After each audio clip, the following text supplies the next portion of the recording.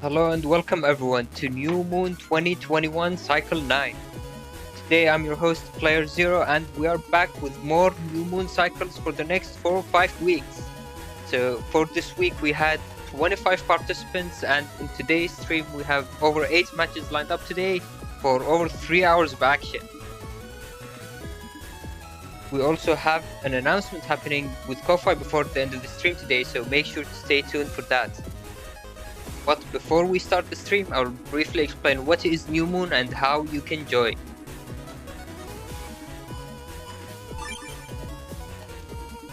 New Moon is our weekly round-robin tournament series. So what that means is it's a round-robin tournament, so everyone plays each other during the week.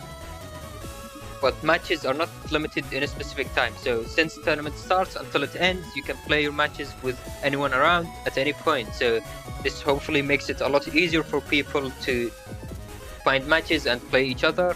Normal New Moon is more casual, but then after 3 weeks of New Moon cycles, we have Blood Moon. Blood Moon is a multi-week New Moon cycle with a bracket stage. So after the normal round-robin stage, we have a bracket stage which will decide the winner. And the winner for Blood Moon will receive the Moon Master role until the next Blood Moon. You can still sign up for New Moon Cycle 10, which will be starting tomorrow. So it is going to be standard format and sign-ups end today at 10 PM EST. So make sure to get your builds in before 10 PM PST today if you want to join. And with all of that explanation out of the way, without further ado, joining us on commentary today will be Neryth and SoulXCross. Hello everyone, it is great to be here, and I hope you guys are excited as I am for some great net battles. And it's been too long. I'm trying to get these net battles going. Can we please get this crack? Alright, let's head into our first match then, with Master vs Wazi.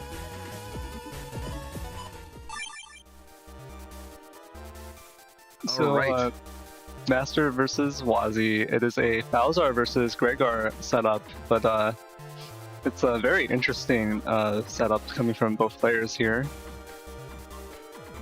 Now, I see Master's folder, and I want to get into that in just a little bit. But looking at Wazi's folder, I'm a little intrigued because it's not a very typical Gregor folder, right? There's no, you don't see a lot of one code here. You see a lot of mix. And what makes it so interesting is that shuffle cusp that will allow you to dig through the folder in ways to get to these chips when you need them. So we see things like uninstall L here, yeah, and 2 Elect Dragons to help push that pressure by making holes and uninstalling, of course, making it a lot harder for your opponent to move around and dodge your charge shots, but mainly from Elect Cross and Erase Cross. But we also have White Capsule in here to combo off with maybe a possible machine gun to try and lock you down for a Gundel Soul 3, to confirm that Super Vulcan, which is the most important piece for it, and of course the attack plus 30 to go on that. And the uninstall doubles up on that as well, because we can uninstall and then confirm the Super Vulcan without the Super Armor in that way, or we can set up the White Capsule. So it's a really interesting folder. I'm really excited to see how Wazi plays this one out. Yeah, definitely the chip shuffle being run by both players here does mean it's going to be a little bit of a lower HP match versus these two, but on Master's side, you see, I believe that is the Mastercross PA. So the chip shuffle is going to be making it a bit easier to pull that. And then, like you've mentioned, on Wazi's side, a lot of weird splash, uninstall Elect Dragons, the Super Vulcan with all of the pieces to really boost it up, and then the Gundel Soul combo, the Gundel Soul and Colonel Force combo. Now, what makes Wazi's build a little scarier is I really like the setup, but I tend to think that these kinds of builds lend themselves better to a chunkier build or something with fast gauge, right? Because as long as you have fast gauge, you can dig through your folder faster while still pressuring with some really powerful charge shots from Rhaegar. But you'll also have the little extra HP to make sure nothing goes wrong, and it makes it a lot harder for your opponent to basically kill you before you get your tempo run. Now, we don't see any gauge support in this folder, which makes it a little risky. And of course, we have less bulk with only 1400 HP. So it's a lot of risk going into this fight with Wazi, but really quick, let's talk about Master setup. I just realized he's also playing Shuffle here. Yeah, it is the it's a chip shuffle mirror matchup right here, and Wazi has more codes to deal with, so chip shuffle will help with that. But Master is going to be working towards the SoulXCross PA. I believe that's it in there.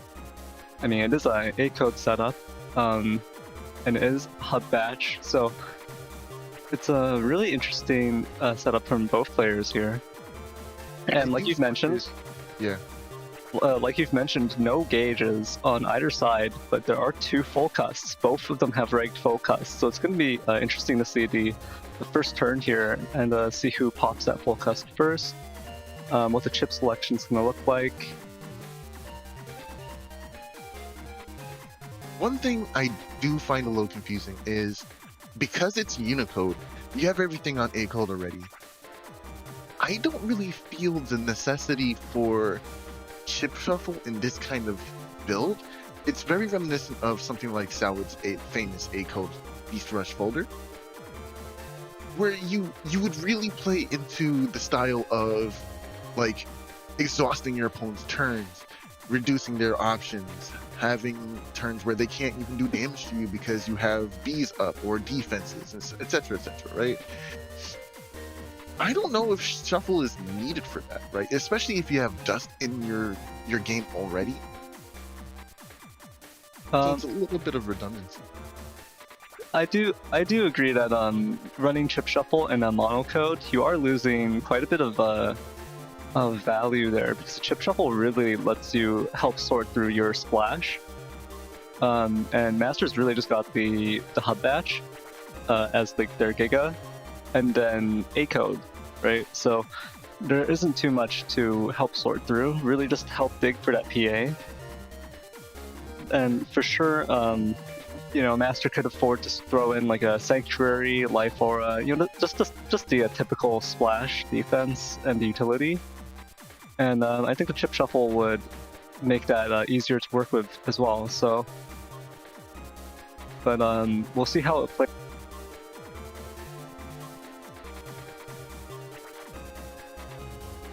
Yeah, we'll definitely see how it plays out. Let's go ahead and head right into the match. playerzero, take it away, please.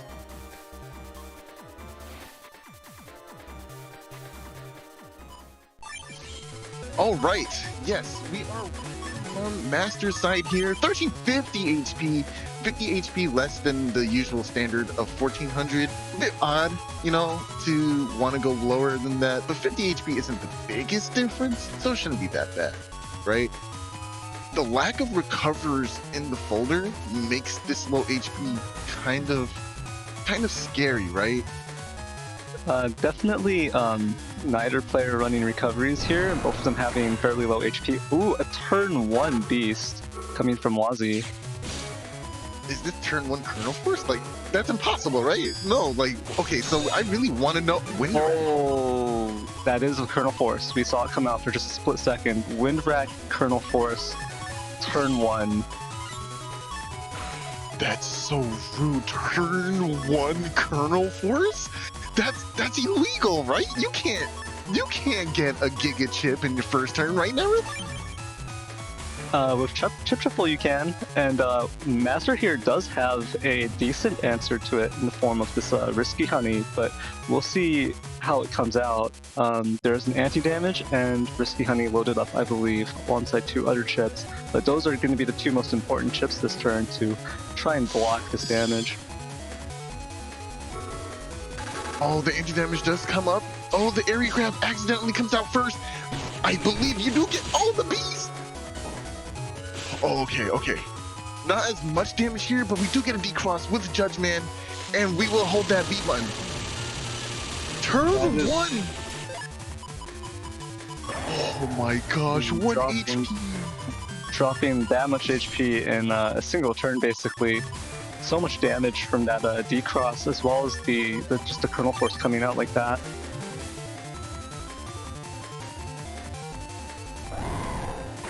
Wow, that's way too much damage. This is super illegal. Oh, the also, you thought you were safe! Oh, You thought you were safe! That's crazy! Not like, y'all. What a read from Wazi here. Like, yeah, you're gonna go Ibis. Like, let me just end the game right here. There is no answer. Yo, what Kernel Force? Man, that turn 1 Kernel Force, that is so dirty. You know, seeing it in action, like it just occurred to me as I saw the beast, I was like, wait a second, can they just hold that turn 1? Yeah, they sure can. And he'll do it again. Yo. Chip Shuffle is really, really unique in that you can actually have turn 1 Gigas. Who would have thought, right? Wazi getting out the D-Cross here with those Elect Dragons, going into Aqua so early, I feel like is just not very smart. No offense, of course, but it's really because you know the opponent has these two Elect Dragons and Chip Shuffle, so the probability of them getting that, like turn 1 or turn 2, it's just too... I wouldn't do it. I don't know. So what was really interesting at turn 1 is they both went into a cross and got D-crossed almost immediately. One by the Elect Dragon hitting Spout, the other by the Spout charge shot confirmed. So charge cross and Spout cross both got taken out there. Oh, I really like this here. Oh, unfortunately. Oh, okay. Nice. So the first Aqua Sword was supposed to be the one that would cause the freeze, but somehow the train arrow was able to hit, even though... Wait, weren't they flashing from the Aqua Sword? Did it go away that fast? I don't think they were flashing. That's impossible. Aqua Sword causes flashing, right? Yeah, I don't think the Aqua Sword connected. I think they were in this. But, oh wow, dodging, a bit of that Kernel Force there. Okay, that's actually really fortunate to dodge that Kernel Force in that way. Not taking that much damage, but again, Kernel Force coming out so early. Wow, that's incredible.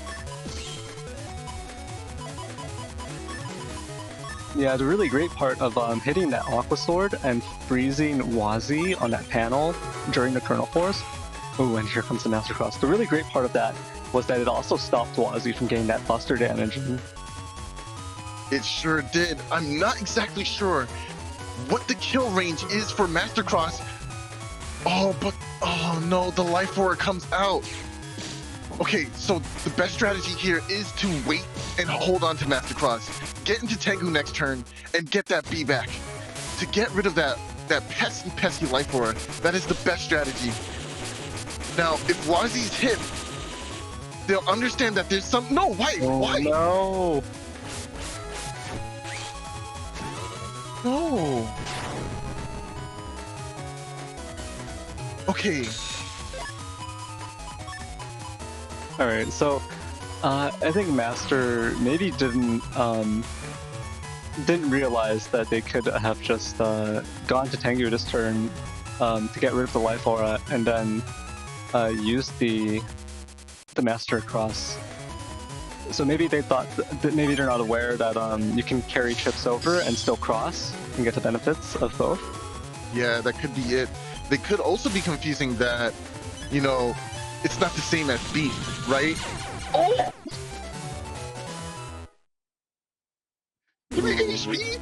That's all I need to get this done! Let's go! Yo! Yo, that was insane! Wow! Imagine throwing away Mastercross just to kill them with bees. Yo, that was insane. Wow. Oh, what a match. What a match this is. A joy to see, you know?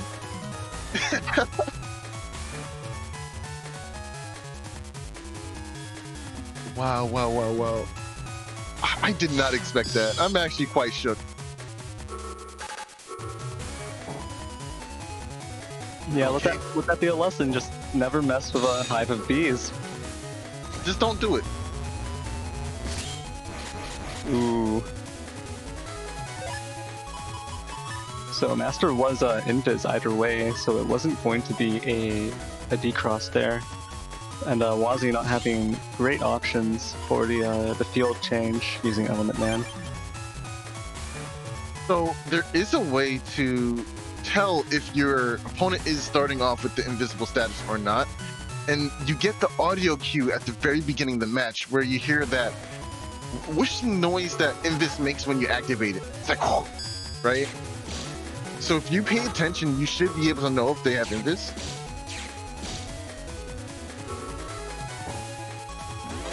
Very interesting area grab trading between these two players here. The blind will run out soon. I'm not sure how I feel about this choice.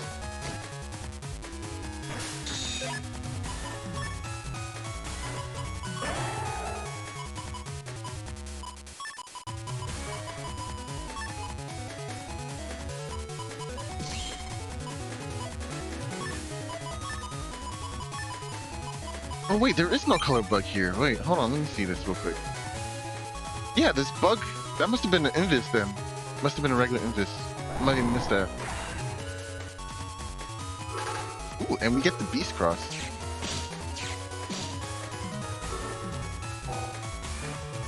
Ooh, the life aura drop from Wazi. Just gonna block. Oh, but it gets taken out by the charged Aqua Sword, which does 320 damage. Oh, this is actually a really devastating hand to be with a Heat Body cross right now. Oh no. Don't get caught up.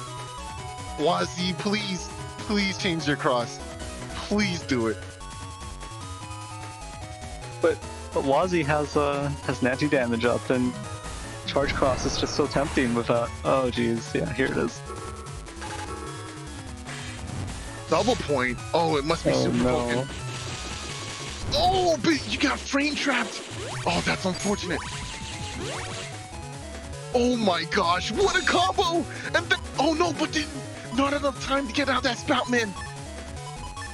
Oh, what a combo! Yeah, A-code is so good here in normal gauge. Just having just the right amount of time to squeeze in all this damage. Not quite able to land at a Spoutman SP right before the turn ended, but still Wazi very close to death's door here. I do like the choice in going with this Elect Dragon. Nice! Oh, that's a kill! Yo! Okay, Master, you okay? Wow! Yeah, Master is spending well just managing to dodge a lot of chips by jumping onto the opponent's side of the field with those Aqua Swords and Wind Racks. And not to mention the Elect Pulse 3s. Yeah, a very, very unfortunate game too for Wazi. And then ending it out here with the nice sequencing from Master here. It was just a lot to deal with. Yeah, well played to both players there. Very interesting setups, very interesting builds with the chip shuffle. Yeah, Chip Shuffle is pretty cool. It takes up a lot of space in the Nevicust, which is why you don't see it so often. But when you do see it in specialized builds like these, it's so special to watch because people sleep on that so hard. Like turn one Kernel Force is real. Turn one Gigas are real, all right? So you have to respect it when you see it. Yeah, and I think with that, we can head into the setups for our next set of today, which should be DrugsAreBad versus WeenieWhistle. So before we go into the next setups, I'm just coming in to briefly say that we are testing new audio settings for our commentators. So I'm going to be changing that for the next setup screen. So give us feedback on if you think the audio is better or worse compared to before the setups. You can also give us feedback by joining the Discord and hitting up a feedback channel. That's where most of the feedback tends to go. Of course, you could do it in Steam chat and YouTube chat as well, and we would really appreciate that. All right, so we have DrugsAreBad on the left here. It is another Gregar versus Falzar matchup, running this J-code Gregar, and it is using it's running Dest Pulse, which is very common in J-code, just extremely potent status guard, piercing, paralysis, and status effects. And of course, Kernel Force is in here, and it is the Gundel Force combo. So got that Invis stripping Gundel Soul, and then the Kernel Force to combo with each other and hold the opponent down. Now, sorry, go ahead. I'm looking over at DrugsAreBad's Navicust, and it looks faintly similar to something that I've made. And there is one small kind of issue I might have with it, and it's the charge +1, right? There is a way to fit in charge +2 here, but at the cost of 100 HP, right? Now, I find it that interesting that Drugs went for the extra HP yeah, it's just the extra HP here that's different as opposed to going for the charge 3 build here.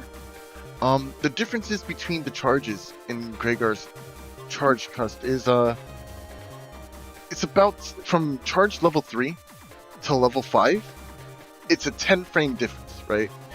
For charge level 4 and charge level 5, you get 5 frames of faster charging, right? At charge 3, you lose that. However, at charge 2, you're losing 20 frames of charge time, right? So you're charging a much slower than you would at charge 3, right? So I want to see actually how this plays out, because it's very interesting. I haven't tested a charge level 3 before, or charge level 2 before. So I'm actually really piqued. Yeah, it is interesting. Unfortunately, since WeenieWhistle isn't running uninstall, we're not going to be able to see if it makes a really big difference in terms of potential charge times and DrugsAreBad's Gregar crosses, the Gregar charge times being interrupted by WeenieWhistle's charge shots. So there isn't that potential here, but it will still be interesting to see how the DPS kind of differs here. Now, going at WeenieWhistle for a second, I love this. I love this code. E-code is just so devastating to fight against, especially when you splash in Judgment SP and Hug Badge for that extra oomph in support. Yeah, E-code is very interesting, and the Element SP and Element Man EX being in code for it kind of balance out the fact that the chips are a little bit strange to use together. They're like there's a lot of combo potential in it, but just the types of chips that you can pack into E-code are usually a little bit less common to see. Like for example, this Corn Shot 2 and the Elex Sword. It's not like these chips aren't good. It's just that usually you won't see people running these chips. But with E-code, the relatively limited chip selection does mean that you'll see stuff like the Elex Sword more often, and so it makes for some more visually interesting combos than normal. Yeah, for sure. I definitely like the idea of using Corn Shot to help set up a double damage potential combo with those fire burners, especially if you catch them lacking that paralysis. I think the end lag of Horn Shot is a lot shorter than most other chips. I don't think it's as short as Elect Pulse 2, but I have seen WeenieWhistle get the confirm from Corn Shot 2 into a fire burner with paralysis on the opponent. So it's going to be really interesting to see that combo connect. I want to see it happen. Yeah, definitely looking forward to these combos from both players here. And unfortunately, that fire burner, the 2 fire burner 3s in WeenieWhistle's folder, the panel cracking isn't going to be a huge problem for DrugsAreBad thanks to those air shoes. But that damage is still nothing to laugh at. And with that, I think we can go into the match. All right, let's get it fighting. As we're going into the match, I'm going to be re-enabling the audio filter for our casters, so thank you for the slide.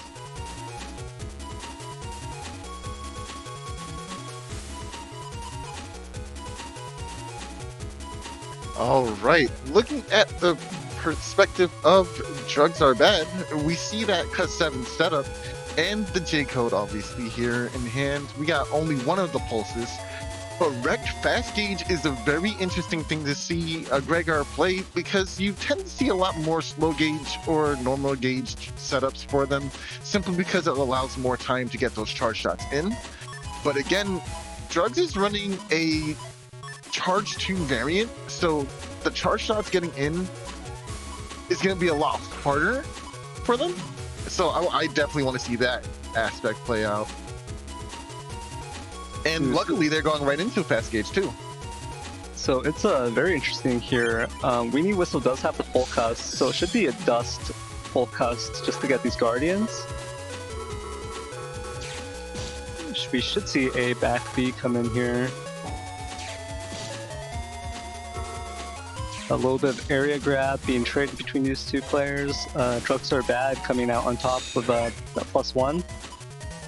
WeenieWhistle holding on to that full cust, going to do this end of turn dust suck to get the guardians in, then probably full cust at the start of this turn. Yeah, I'm not a big fan of the selection that was gone for here. Oh, okay, no, that's actually perfect, because now we get to pull into the 3 times actually. No, wait, this is 4 times damage. I think it is 3 times. Oh, it is 3 times. I think that was 360. A lot of damage coming out there, and a D-Cross. WeenieWhistle losing out there, losing both the Guardians, that potential 200 to 400 damage. Ooh. Invis coming in clutch here for WeenieWhistle. A lot of defense being dropped by both players here. Life Aura, Invis, Barrier 200. Yeah, we're gonna make real short work of this Life Aura because of these beautiful wind racks in hand. Drugs immediately goes for that. He had no reason not to. I don't even think he can contest it simply because the barrier's in play. The best thing you can do is trade wind racks here. Yeah. Ooh. Oh. Okay, that was almost a D-Cross. Oh. Whoa. Okay, that was pretty good. Both players getting in a ton of damage here. That Element Man SP on grass, and then answered by this Blast Man on grass. That combo was really cool too, because it was Element Man SP to put you into flashing state, the pulse to bring you out of it, and then another confirm of double damage on another grass. That was insane.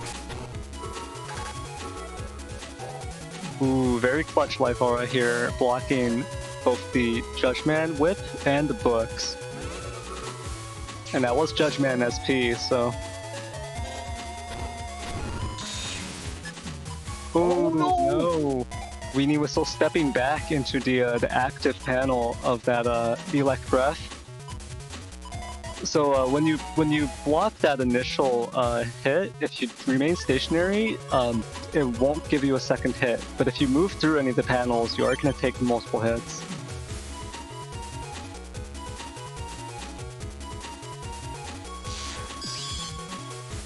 Yeah, cross cancel was definitely coming here. No reason not to. And we see the setup for wood once more, which means there must be a fire chip in hand. No, Oh, was the no. trade worth it? Ooh, WeenieWhistle coming out there, wanting to get those Beast Rush chips out. But WeenieWhistle was actually pretty safe, just standing in the middle there, thanks to those broken panels. Unfortunately, jumped out the safety of those panels and might be dead here unless there's another cross cancel. Here's T-Hawk to get status guard. Judgment SP will do a decent chunk here. Oh, yeah, I'm thinking this is dead. A recovery here will seal the deal. Oh, actually, I guess it doesn't seal the deal, but it does put you at a huge disadvantage. Yeah. Yeah, I believe that was Elex Pulse 3, so that's the reason why WeenieWhistle managed to squeeze into this next turn here, just because of the flashing from Pulse 3. If it was Pulse 1 or 2, I don't think WeenieWhistle would have made it quite as easily. Maybe Pulse 1, because the paralysis, well, Tomahawk first of all, and there's no pull, right? But you still would have been able to get hit. So, yeah, I definitely think the Pulse 3, not as strong as the younger siblings in the line, but still pretty good because it gets that nice status, HP bug actually. Yeah, Pulse 3 can be quite nice to knock off anti-damage as well.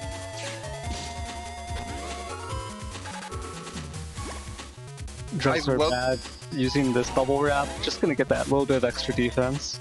Yes, and I love the change into SoulXCross. Oh, the positioning! That was a hell of a read. Very nicely done by WeenieWhistle here.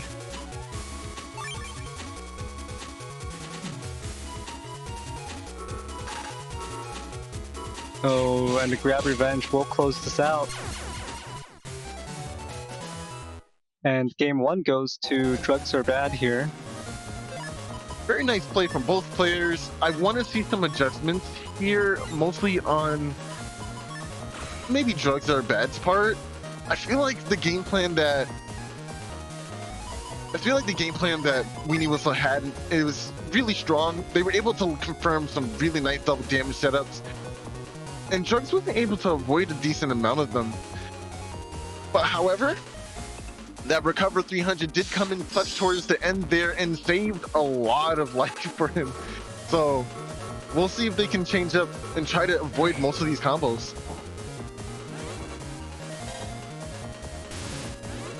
Nice. Ooh. Excellent read on the Element Man. Not going to be able to get a D-Cross, but of course there's a lot of fire chips in the folder. So there will still be value coming out of this Element Man.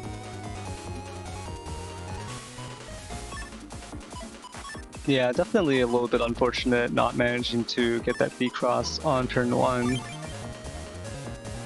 But still, WeenieWhistle does have these two. Ooh, yeah, there's the full cust. It didn't come out on that first turn, so here it is on the second one. Gives WeenieWhistle that extra turn of the trash tube. Really like the mix-up there. Yeah. That was an excellent mix-up. Now, what happens is, obviously you're going to go in with the same hand, but maybe not enough information was gained here. Ooh, ooh. A little too late. Oh, but do we get rid of the barrier with this Rocku? I don't think so. It's too late. Yeah.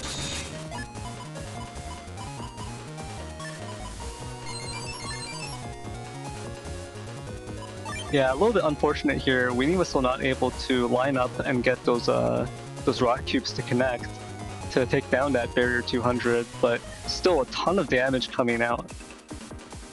I believe 560 damage from that combo. That Fireburner 3 on grass really doing some work.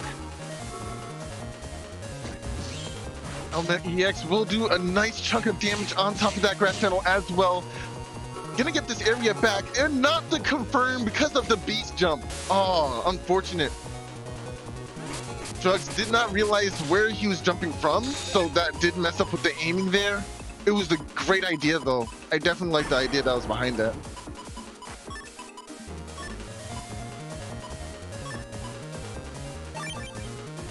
Interesting play here from DrugsAreBad. Going to go into Beast this turn, and maybe this little bit of an early Beast will make it so when the Kernel Force comes out on probably the next turn, it won't be as telegraphed. Oh! So much damage coming out with E-code chips.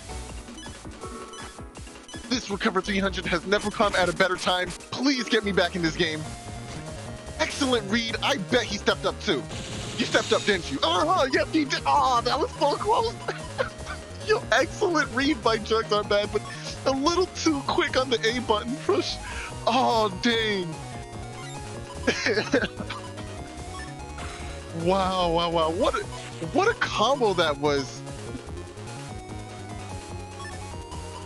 If I was DrugsAreBad in this situation, I'd be feeling that pressure big time. But most of the storm is over here, right? All we're predicting now is maybe a Giga chip. It's gonna slow down just a little bit. Ooh, it's gonna be a lot of damage. The anti-damage star is also gonna land. Oh, Invisible will happen here, but thankfully... Oh, dodging the last minute P-shot! This is it! How did we get out of this situation? We do have this Life Aura in hand. And a Blast Man, but there's just so much HP. But we do have Gundel Force. It looks like it might be a Beast over Gundel Force on the next turn. Oh, the Life Aura! Oh no! Oh no! Oh wow! If you just got out that Life Aura in time, you would have been safe. Yeah, unfortunately, not able to pop that Life Aura in time. All right, really quickly, I want to showcase why the Gregor is better than the Falzar. And that is because we get the beautiful sound patch here, showcasing some beautiful music from the Battle Network series. This is what I like to hear. That's just not fair. It's fair. You chose your life and I chose mine. Definitely not fair. Yeah. Oh man. Salty Falzar means can't be me having one soundtrack. Oh my gosh. Oh, nice combo. Oh, into the D-Cross, into Anger. Oh my gosh. These eco combos are just too powerful right now.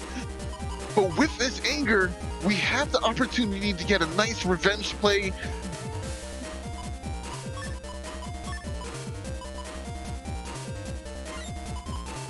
Yeah, these E-code combos are just coming out and hitting like a truck. And all those different elements too. Corn Shot, the Elect Sword. There's a lot of D-Cross potential. Maybe not specifically against Gregor, but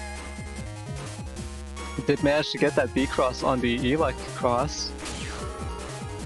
And there it goes.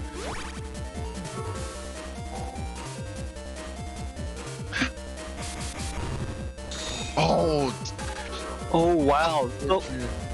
So that times 2 anti-damage would have popped the Life Aura if it were something else being used, but because it was the Beast, the Dust Beast chip charge, WeenieWhistle wasn't on the field, so the star hit just hit the ground. Very unfortunate. That is the one attack you probably didn't want to come out from WeenieWhistle's side there because of that avoided, you know, anti-damage shuriken. Yeah, it's really tough.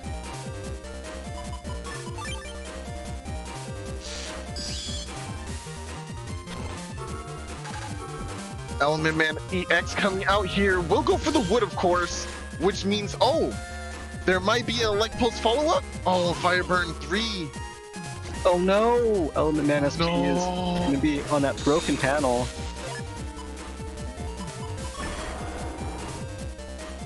Yeah, that was really unfortunate, Sneaky Instinct. If you were just in that center panel, that was a huge confirm. I think it was odd. Wait, okay. So was Drugs still flashing from a previous attack, and that's why the Woodman and the Fireburner missed rather? I believe that's the case. Yeah, that makes sense. Ooh, and that's going to be a confirm on that element freeze. I love the cheeky P shots in. Before we go ahead with the erase, man, can I get some more cheeky P shots? Thank you so much. Get your damage in. 5 damage is damage. I don't care how much damage you're throwing out. Get your damage in.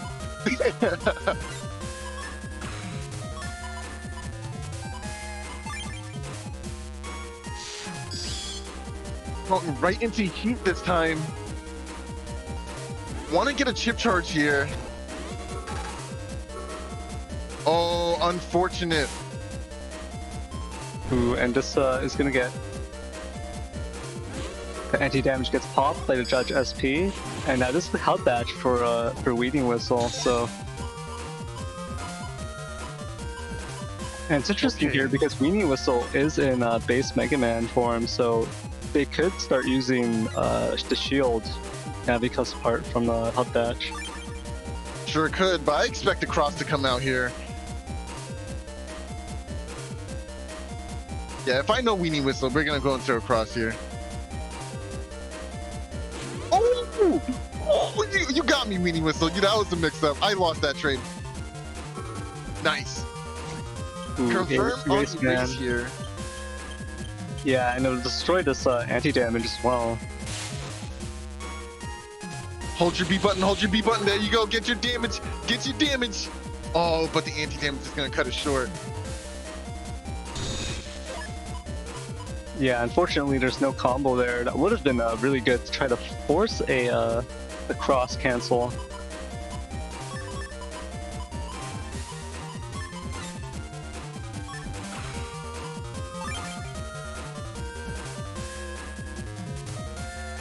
Okay, so I think the read here is that they will move and you just go for Elect Pulse. Oh, nope. Nice, confirmed. Into the Blast Man with the double damage. Very nice, Drugs. Yeah, that was a great Blast Man on grass, getting that extra 120 damage there. Every little bit is going to count towards taking WeenieWhistle down. Still a lot of HP on WeenieWhistle's side. PSA announcement, drugs are bad, by the way. Yeah, most definitely, drugs are bad. Drugs are bad, 100%. And also WeenieWhistle. And also WeenieWhistle. Destroy Pulse, going through the SMS card, gonna get my P shots in. And man, that is unfortunate. Landing on Tomahawk Cross, you usually expect Tomahawk Cross to give you that status guard, but man, that one chip that just ignores it. Oh, and we see the HP slowly dwindling in differences, and suddenly we have a lead. I respect that. There is no escape. There's only death now. Wait, okay, hold on. Time out. Please, time out. Thank you. Time out. Go see your crosses before you do this. Press up. Do you have no crosses left? No. Look at your crosses. You might have some beam struggles. It's a little too early to be throwing this out. Press up. Yeah, if WeenieWhistle avoids this combo, it is going to be the end for... this is going to be the end of the match regardless. Someone's going to have to face deletion here. Oh, boy. I don't know if this is the play. Okay, alright, cool. Okay. That was a little scary. Maybe WeenieWhistle had no more defenses left to avoid that, so... Yeah, definitely very late in the match, so... It's possible that all the defenses were burned by that point. But yeah, well played to DrugsAreBad and WeenieWhistle here. Very, Absolutely. very interesting. Very exciting to see those E-code combos come out. And also seeing DrugsAreBad playing with that 400 HP disadvantage, making up with the recovery 300s, but still, playing from a bit of an HP deficit for most of the match. Definitely on the back foot at certain points there. Yeah, I always find it really risky going for something like a Beast Over when you have a decent amount of HP left. It can, I don't know, it's tough, but it was their read, and obviously there was no life aura in play because we saw it gone away earlier. There could have been anti-damage, but you would have been frame trapped too, right? So I guess it's me just being a little too wary.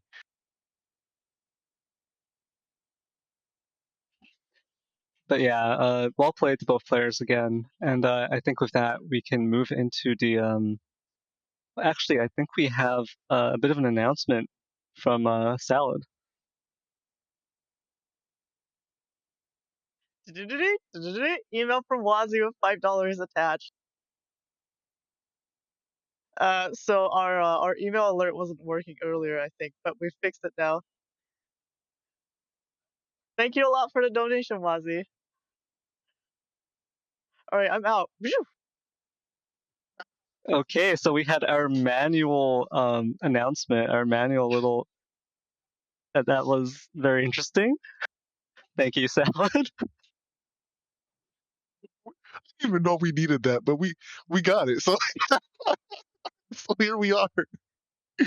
Oh man, going on into the matchup next. And if you thought you were done with Wazi and you weren't going to see him again, well, here he is, this time fighting up against Rocku.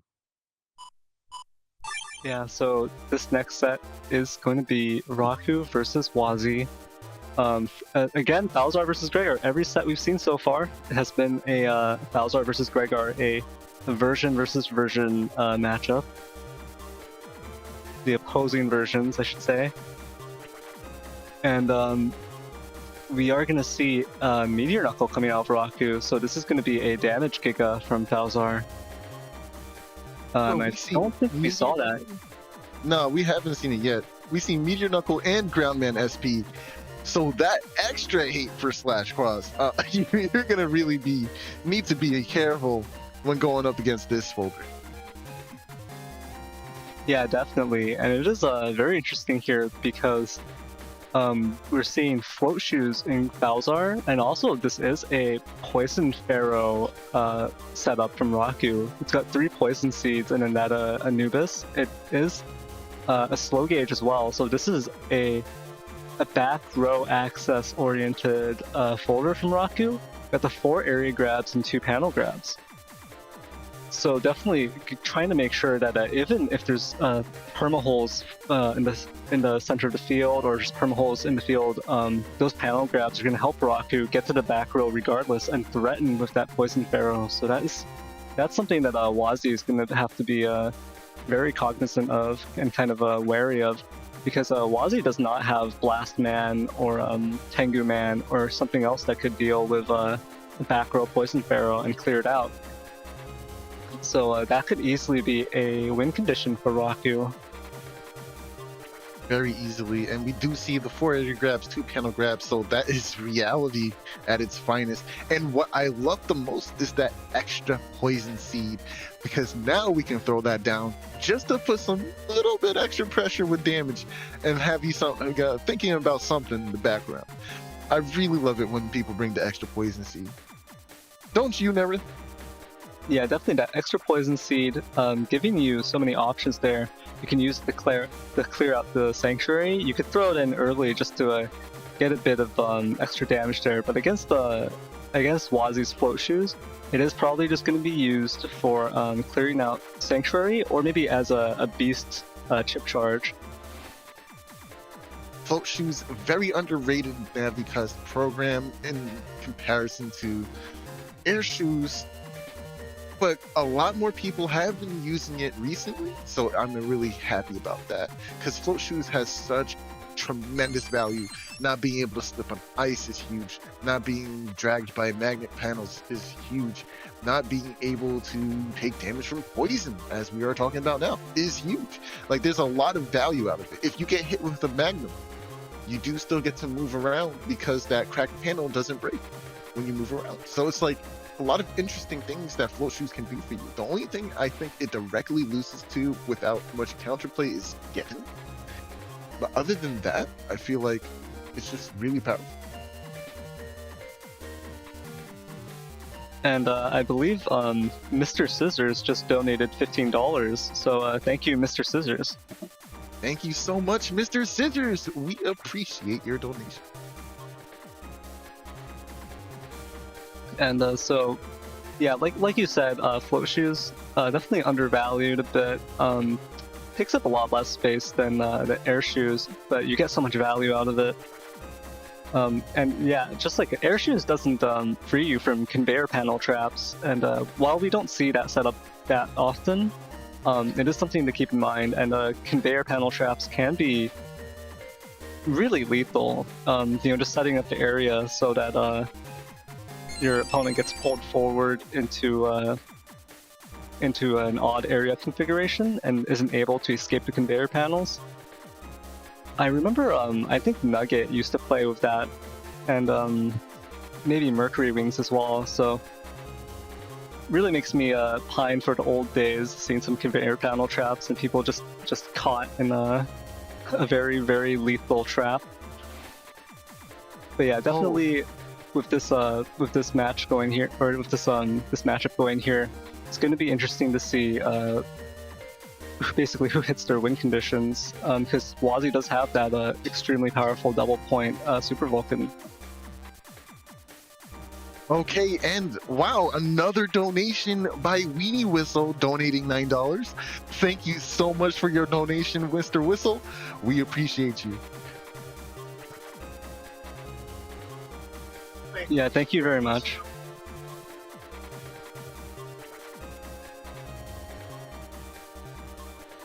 All right, without further ado, I think we've covered the bases. Let's hop into this match and get it poppin'.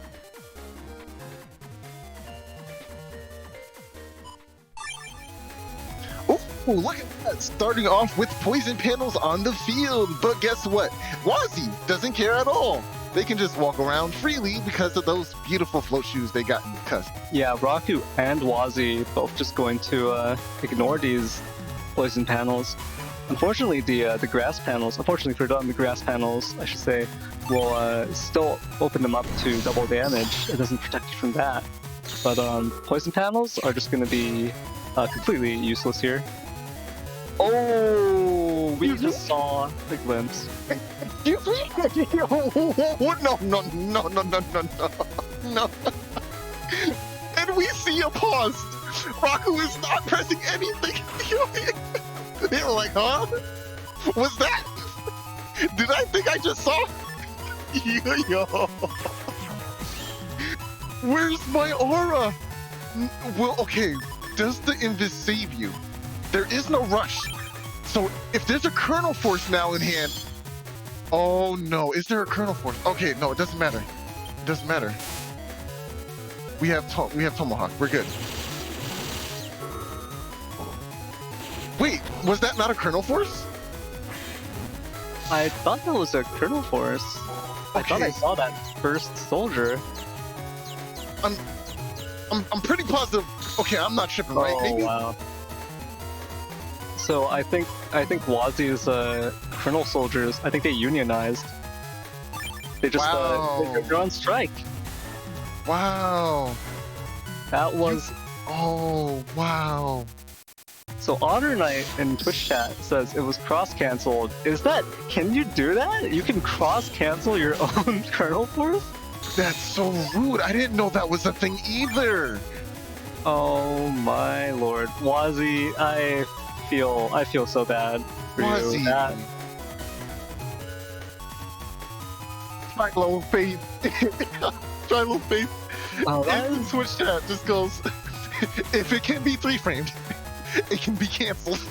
that is horrible. Oh jeez. Wow. Wow. And I learned today. And I learned today. No, the soldiers didn't pop up at all, so that means, yeah. Wow. I don't know how to feel about that. What a momentum shift. Even Rocku was confused. Like, wait, where's the thing? Wow. And now Rocku flexing, just eating up the Gundelso just to confirm. Just to confirm that that uninstall there. Ooh, and we did mention that that float shoes is gonna protect Wazi from the poison panels, but not anymore. Not That anymore. uninstall machine gun is going to remove the float shoes and make Wazi vulnerable to these poison panels again. You can see the rapid HP drain here. Yeah, uninstalls the bane of most Gregar's existence. It's not the end-all be-all, of course. You can still make a huge comeback, even without air shoes. As you can see, they are playing without air shoes in the first place. So, when you get hit by uninstall as a Gregor player, don't automatically assume, oh, I can't win anymore. Oh, I'm just gonna get punished. No, you can still fight back. Don't give up. The game's not over. I would say make sure you have some defense loaded up though, because this does look like a Meteor Knuckle turn potentially from Rocku. You do not want to get caught as ground or as a SoulXCross against Groundman SP or Meteor Knuckles, and the Knuckles here, a huge threat. And you know, I can already see the bait. I can already see it. Oh no, go area grab first. Oh. Oh no. Oh no! Oh no! 5 hits! 5 hits for 1k damage! You can't go anywhere! No, this is your life now. You live here. In this circle. This hole. Judgment, okay. Alright, nice. What else can you do? Alec Dragon? Oh. Oh my wamo. Absolutely brutal. Absolutely brutal. Oh man, and that must have been so demoralizing. Just cross-canceling your own Kernel Force. Oh, jeez. And it was turn 1 too. And then getting hit by the uninstall. Definitely, I'm with you, Soul. Don't throw in the towel just because, you know, you got uninstalled, or even if you threw your Giga away. Gregar's got so much damage just packed into the crosses. You can get so much value out of just one area grab. But still, you've got to be careful of all of that breaking coming out of Rocku. The Meteor Knuckle and the Groundman SP, just a huge threat, so you gotta have defense when you're in ground cross. Or a SoulXCross, my bad.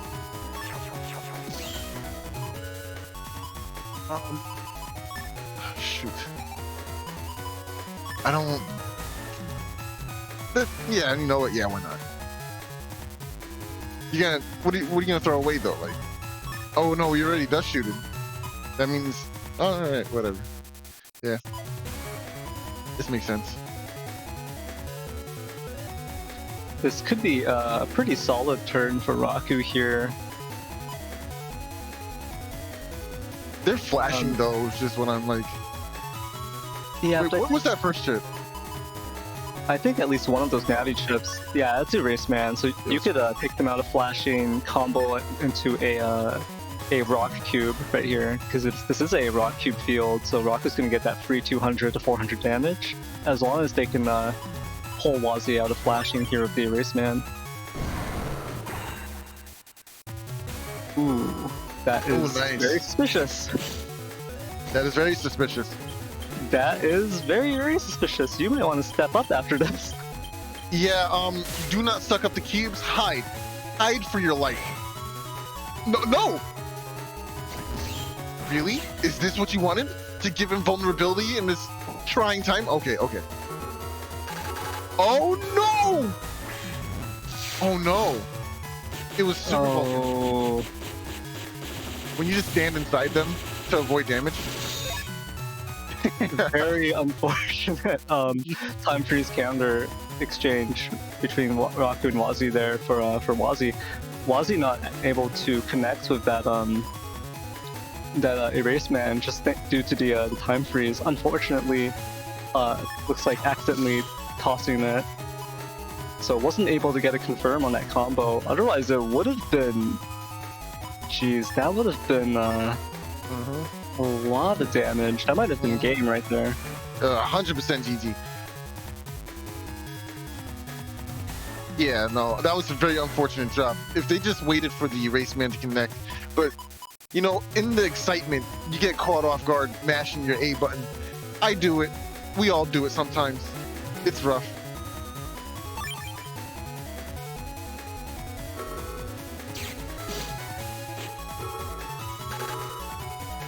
Every time I see area grab, I assume, oh no, and you used your TFT. Oh, what? What?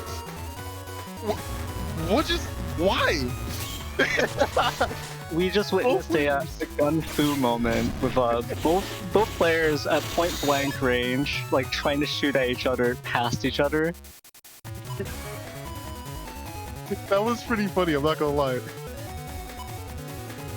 Yeah, that was definitely a gun fu moment. Just trying to shoot each other at point blank range, and every single shot just missing.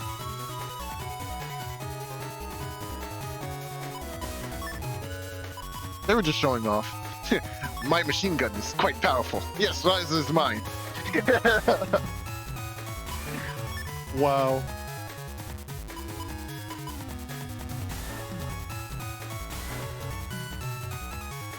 Okay, I definitely see this. I usually like taking Neo variable on the same turn as taking a Meteor Knuckle, but you haven't seen the SoulXCross yet, so I understand not doing that. Oh no! The only thing that didn't make that perfect is that it wasn't a counter hit. I wish it was a counter hit. Oh my gosh, that was rude. That was rude. Smack. Colonel Force. Death. Yeah, that Gundel Force combo is really something to be feared, especially when it's got a wind rack in the same turn.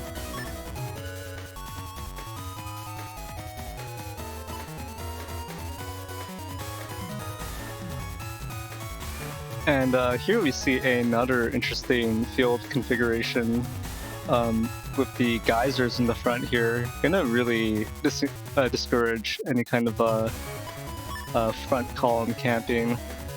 So Tomahawk Cross and SoulXCross gonna be a little bit less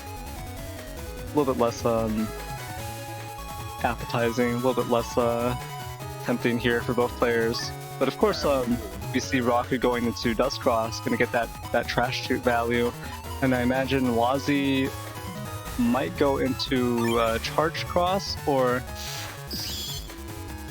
just base Mega Man.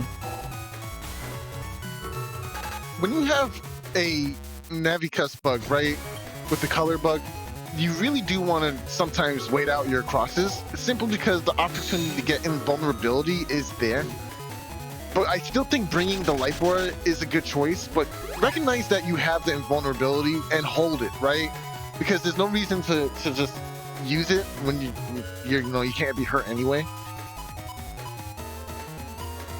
So TJames95 in Twitch chat asks, what are the craters? I never played past Downwork 5. So the craters are geyser panels, and they do neutral damage, or I guess I should say null damage at a fixed interval. When you see them start to flash, that means they're about to shoot out. Yeah, and they don't cause flashing either, so you could literally walk up and down through them like 6 times and get hit by 50 for every time you walk through them. So, yeah, it's quite powerful. Yeah, just play some DDR on the geyser panels. Just do your footsies on the geyser panels. Truly, you're not gonna regret it. No, you won't. You won't at all. Well, at least Wazi won't regret it with that Life Aura right now, but Rocku might want to avoid that.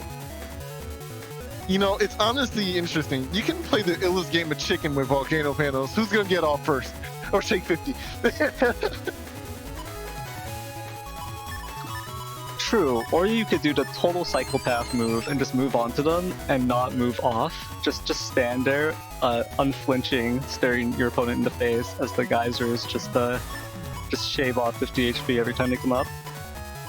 What pop off that would be? It's like you're letting them know that I'm giving you a handicap. Take it. It means nothing to me. Ooh, the Sanctuary after the fact. Really love it. We're gonna go ahead and trade over these Wind Racks too, as well, of course. Oh, and there it is, standing on that volcano panel, menacingly. Oh, almost dodging that completely too. Oh wow, and that charge tackle at the end connecting, but unfortunately Wazi did get clipped by the machine gun with uninstall attached to it, so just lost their super armor and float shoes.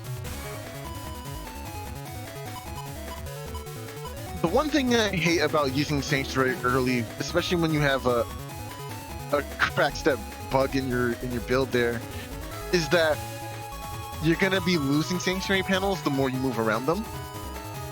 So I really like to see the bug fix before doing something like that. But in this situation, I don't know. Or again, just like with the geyser play, you could just move onto a holy panel and just not move. Just stare your opponent in the face and intimidate them. Honestly, when someone does that, it just makes me think, they're completely unhinged. Why are they doing this to me?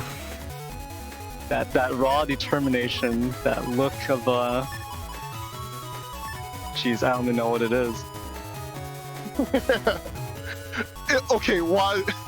Rocku just staring at this poison seed like, I can do this. I can literally do this right now. And it'll be, oh no, not the slash. Not on my poor Tengu. Thank goodness it's a fast gauge. Oh, they knew. They knew. Just a little too early. Oh, they went backwards. Oh, well. This is not good. Oh, that's very bad. That's very bad. Are those meteor knuckles? I don't know. All right, Wazi, you've got to show that you've learned from your past mistakes. Wazi, please. Come on. Don't take this. Don't take those meteor knuckles Wazi. in ground cross or in slash cross. You know they got it. You know they got it. Cross change. Hold defense. Anything, please. Anything, please.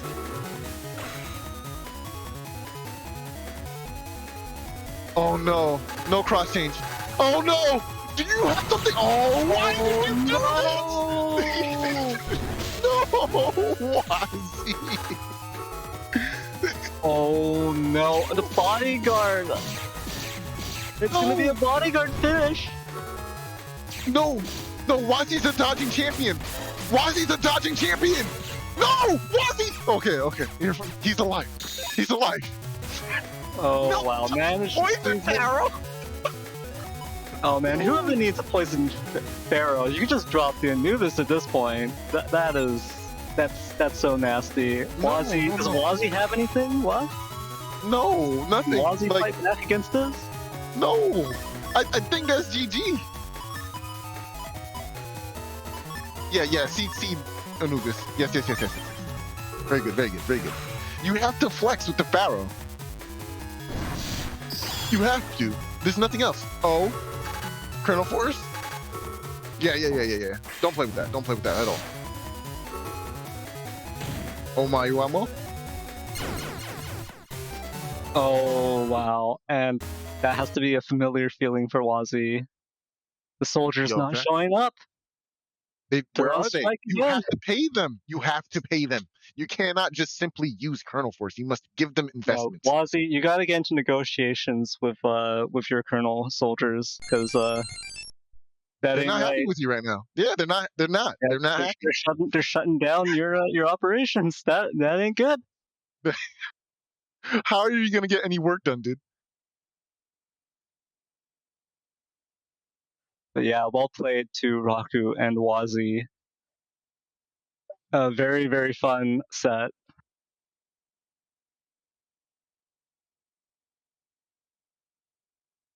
Oh man, I don't know what's going on right now. There's too much happening.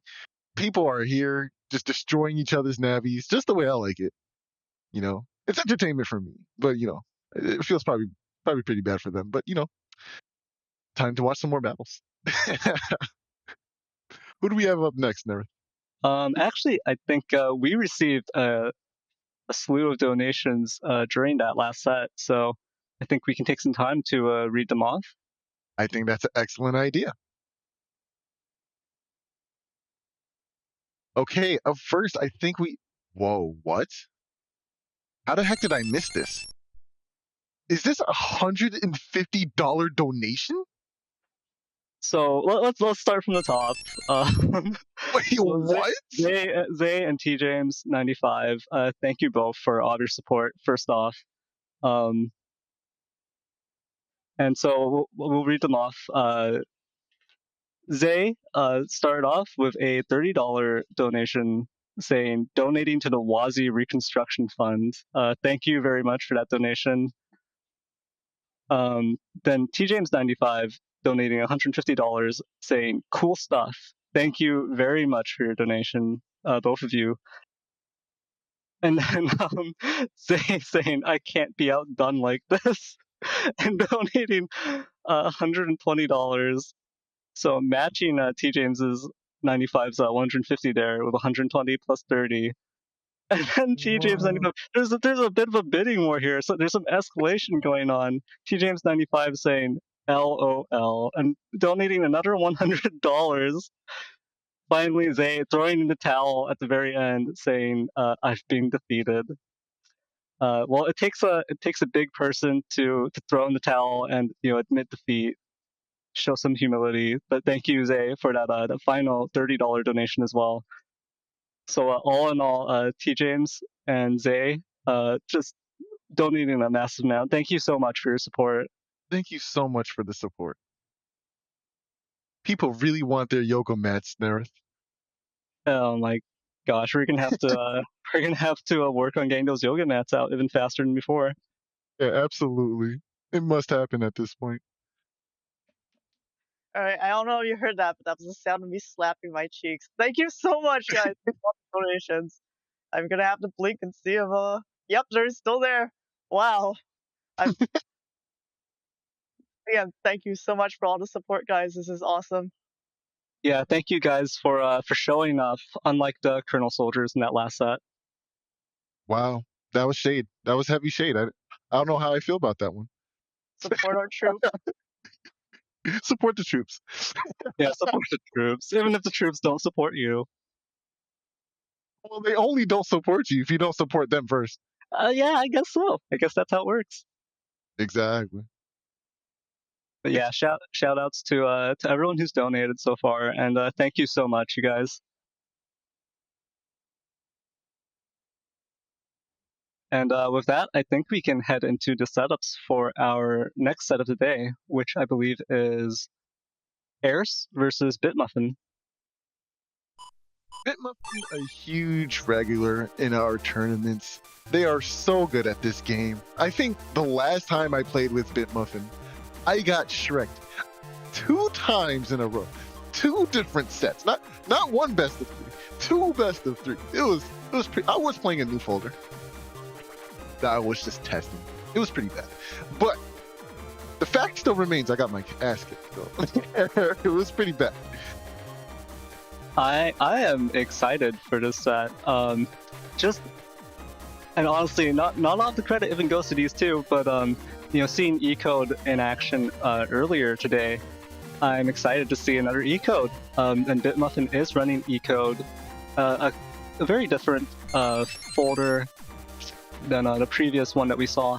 Doesn't have the Elex Sword, which personally I feel like the Elex Sword coming in, it always feels kind of disorienting to play against, and just so much jumping around.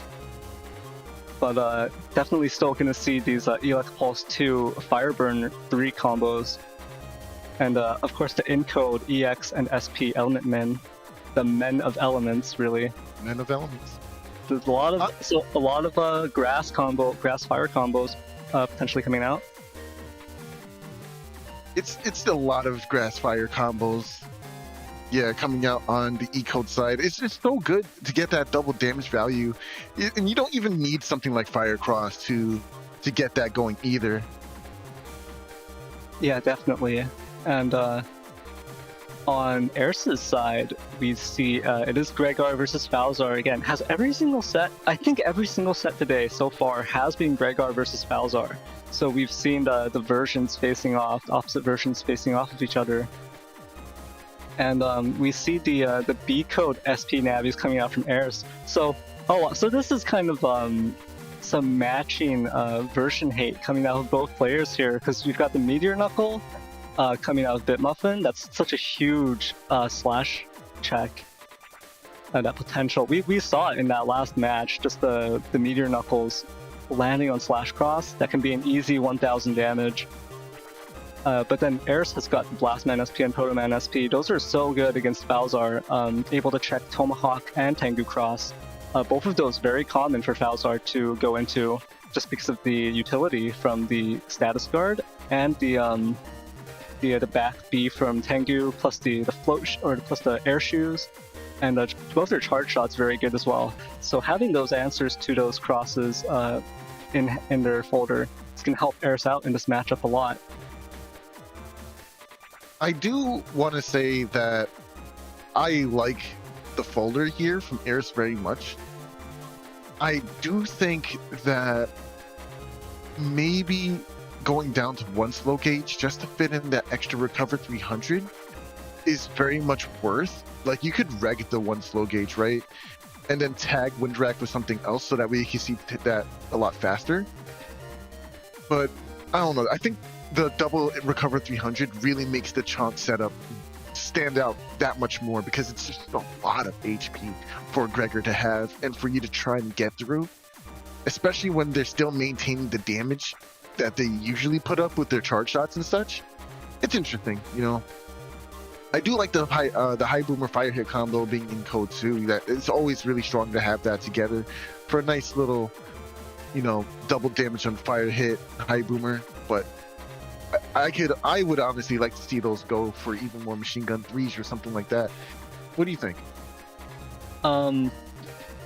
I kind of think I'm not sure if I would drop a slow gauge for an extra recovery 300, but honestly, looking at it, it's a B code Gregar setup. We've seen quite a few of these, especially from the new joins on the server. So, but I personally think high boomer fire hit 3, the combo isn't really necessary as a Gregar B code. Even though it comes out really fast and it can do a lot of damage. It's got that fire grass combo synergy for that double damage. Even so, you don't necessarily need a fire hit 3 to capitalize on the grass and threaten with the grass from a high boomer when you're Gregar, right? So I personally would have dropped the fire hit 3 for the recovery 3 for an extra recovery 300, but we don't know if that fire hit 3 is going to come in clutch. So it is going to be interesting to see how much value Aerce gets out of it. And this is a very, very interesting folder. It's got that holy panel tech as well, and sanctuary, and then panel return. So there's a lot of potential here to deal with something like get in place and such, which BitMuffin isn't running, but with the Element Man family going on, Element Man trio, there's a lot of potential for panels just getting busted up by Element Elec. The Fire Burn 3s, the Fire Burners, they're going to crack panels as well. So we'll see if Aerce can use their chips to deal with that. Well, I think we've said our pieces. Let's go ahead and see how it shakes out in the match.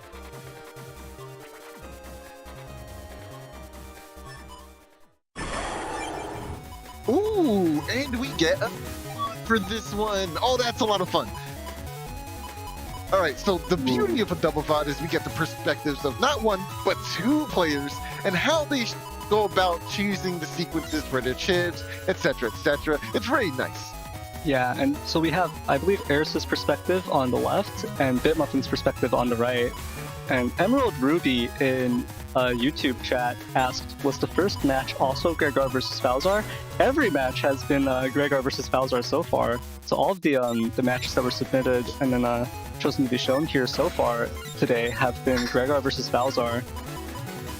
So a lot of the two clashing versions, right? The Psy Beasts. Really quickly, I do want to bring up the hand that we're seeing on the left-hand side right now. I believe that's Aerce's side. We do have the Boomer and the Blastman SP and a Fire Hit in hand. This is a little tricky here because obviously we really want the grass to hit for Blastman.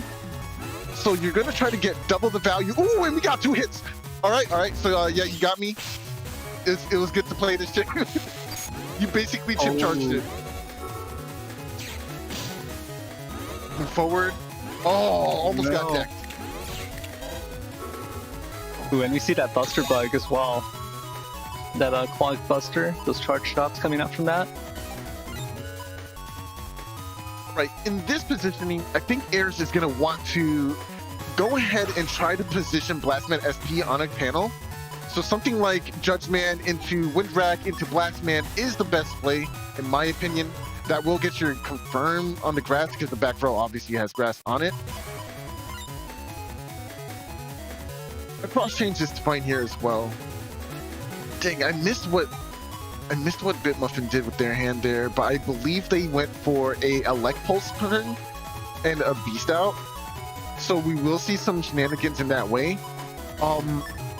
What we really want is to try and deny the entire turn as much as possible, like so. Oh, this is going to be a Gundel Soul follow-up to Judgeman. Oh, nice! Avoiding the Bubble Star just barely. Oh, and Element Man SP just going away there, but we'll get a trap here, which is really nice for setting up.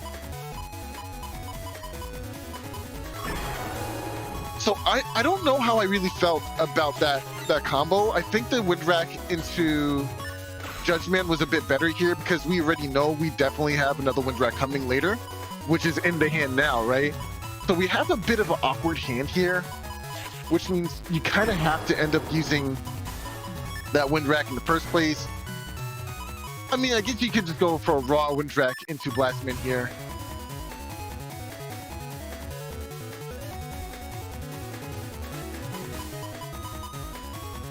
Yeah, BitMuffin locked into another combo with Elect Pulses. It's gonna do a lot of damage and a lot of interruption. Yep.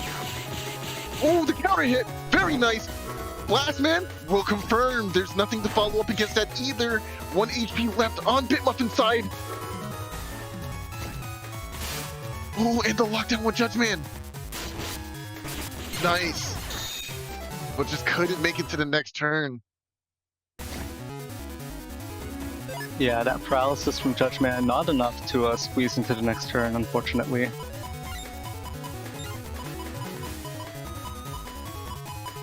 Not sure how I feel about BitMuffin's hand here. Do you go for the early beast out, or do you just ride out and see if you can get a free confirm for Elect Pulse with a little bit of area? With those double area grabs, you could threaten pretty hard with an early area play, get some value out of some of the shorter range Falzar crosses, and then transition to a beast play later. But it looks like BitMuffin is just going to go for a 1 area grab into, it looks like a confirmed pulse combo maybe? Yeah, it's a pulse combo first, then area grab, then Element Man. So I do like the selection there. I also would have thought about going Tengu, but it also looks like Aerce was thinking about going for Slash there, so avoiding the Tengu play was actually beneficial for BitMuffin in this situation. Instead of just going for a typical Elect Pulse play, I think it was really safe. Just gonna throw it out there, and there's a confirmed area grab down. Very nicely done. However, Aerce will protect this anti-damage as best as they can. Area grab will waste time having to step around the bend. Very nice. And gets a charge shot in at the end. very well played for Aerce there, forcing BitMuffin to have to move around and hopefully get a hit in on that anti-damage before the turn ends, but they lose out on that now.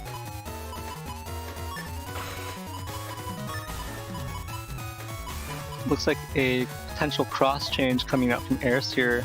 Gonna go into charge cross maybe, get some extra cust from that.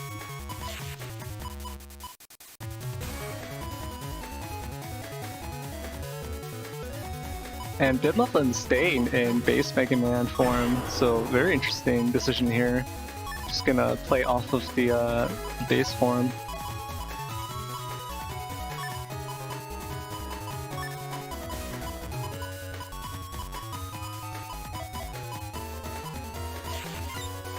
I don't mind staying with Slash though, you know? I mean, not Slash, Elect here, because you're already proving to have an advantage. You also have Judgman and Blastman still in hand, of course. Yeah, you've got to be scared of all the element men coming from BitMuffin though, the trio. So here comes the Judgman.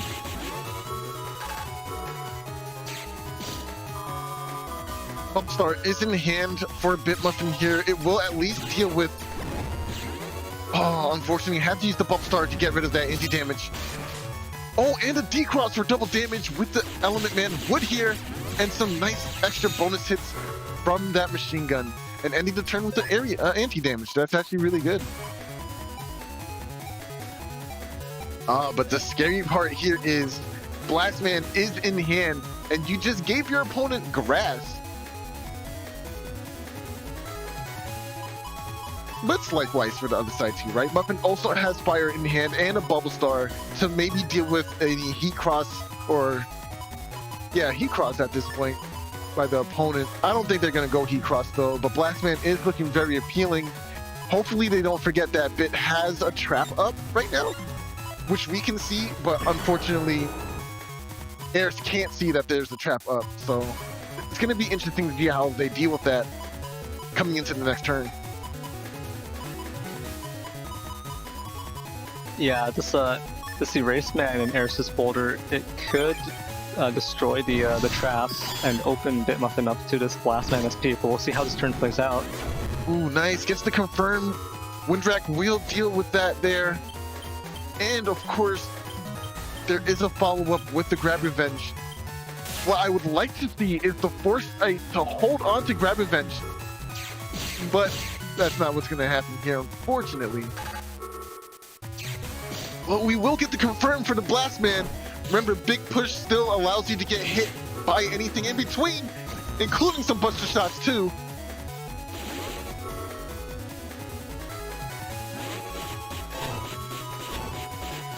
Really nice use of the Big Push mechanic there. Oh, and now we see Colonel Force.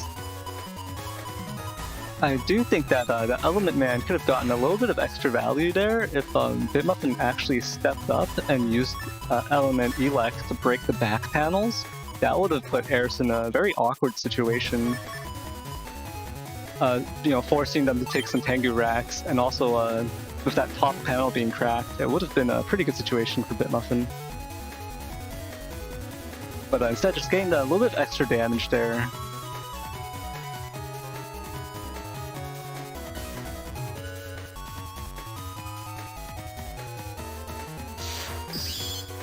Alright, and we see the Thought coming out in fear of that obviously threatening Colonel Force.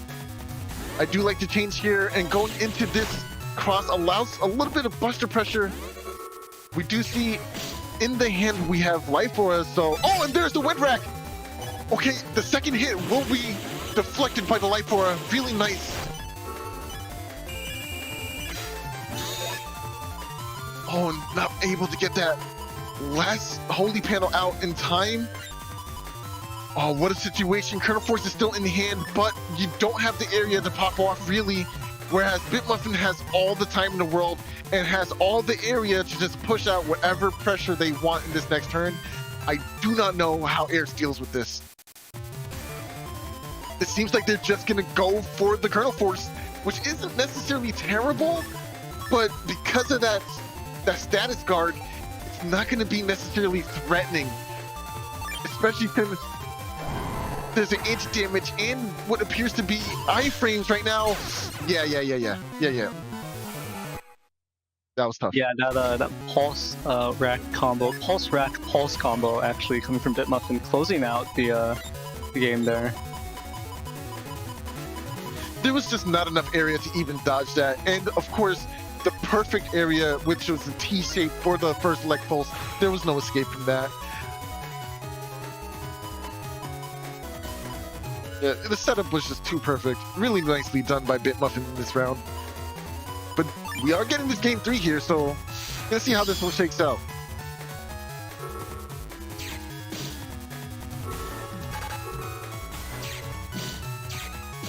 Oh, all this area. You don't like to see it, and the decross. Element Man will try and break these panels. That's actually really smart. So now we can't come forward to pressure anymore. Really amazing defensive maneuvering from BitMuffin here. Ooh, trying to get that, trying to get some nice chip damage from the fire burner, but Aerce is able to avoid it. Also, just a great spot to use the fire burner, because now that the that center panel directly in front of BitMuffin is cracked, if Aerce were to step onto it, they will not be stepping off if they want to land those /cross charge shots.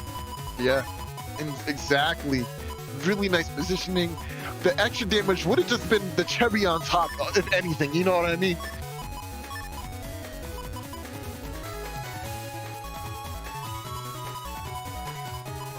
Immediately going into Beast for some pulse combos. Oh, second guessing on it, I guess.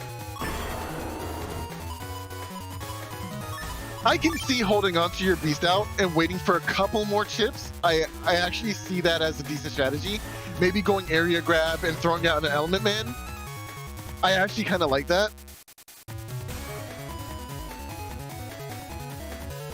Or you can even go for the Beam Sword on the Neo variable. But you could also save that for the Meteor Knuckle play. So I don't disagree with holding on to that. Yeah, so BitMuffin going to go into Beast here and lock in 4 chips for the maximum number of chips this turn. Really wanting to pull more combos on their next turn. Roll gauge is in effect. Oh, and the dodge on the high boomer there, but not the blast man. This will be 500 damage. Yeah, a very rough hit there. Oh, Blast and there man was at the still grass. more. Oh my gosh. The HP is just so daunting to look at. To see 1600 still there after everything you've done thus far, it's really deliberating, excuse me. I don't know why I couldn't say that word. Definitely a 1000 HP gap opened up between the two players here. Aerce did start with 500 more than BitMuffin to begin with, but still a really large hurdle to overcome here.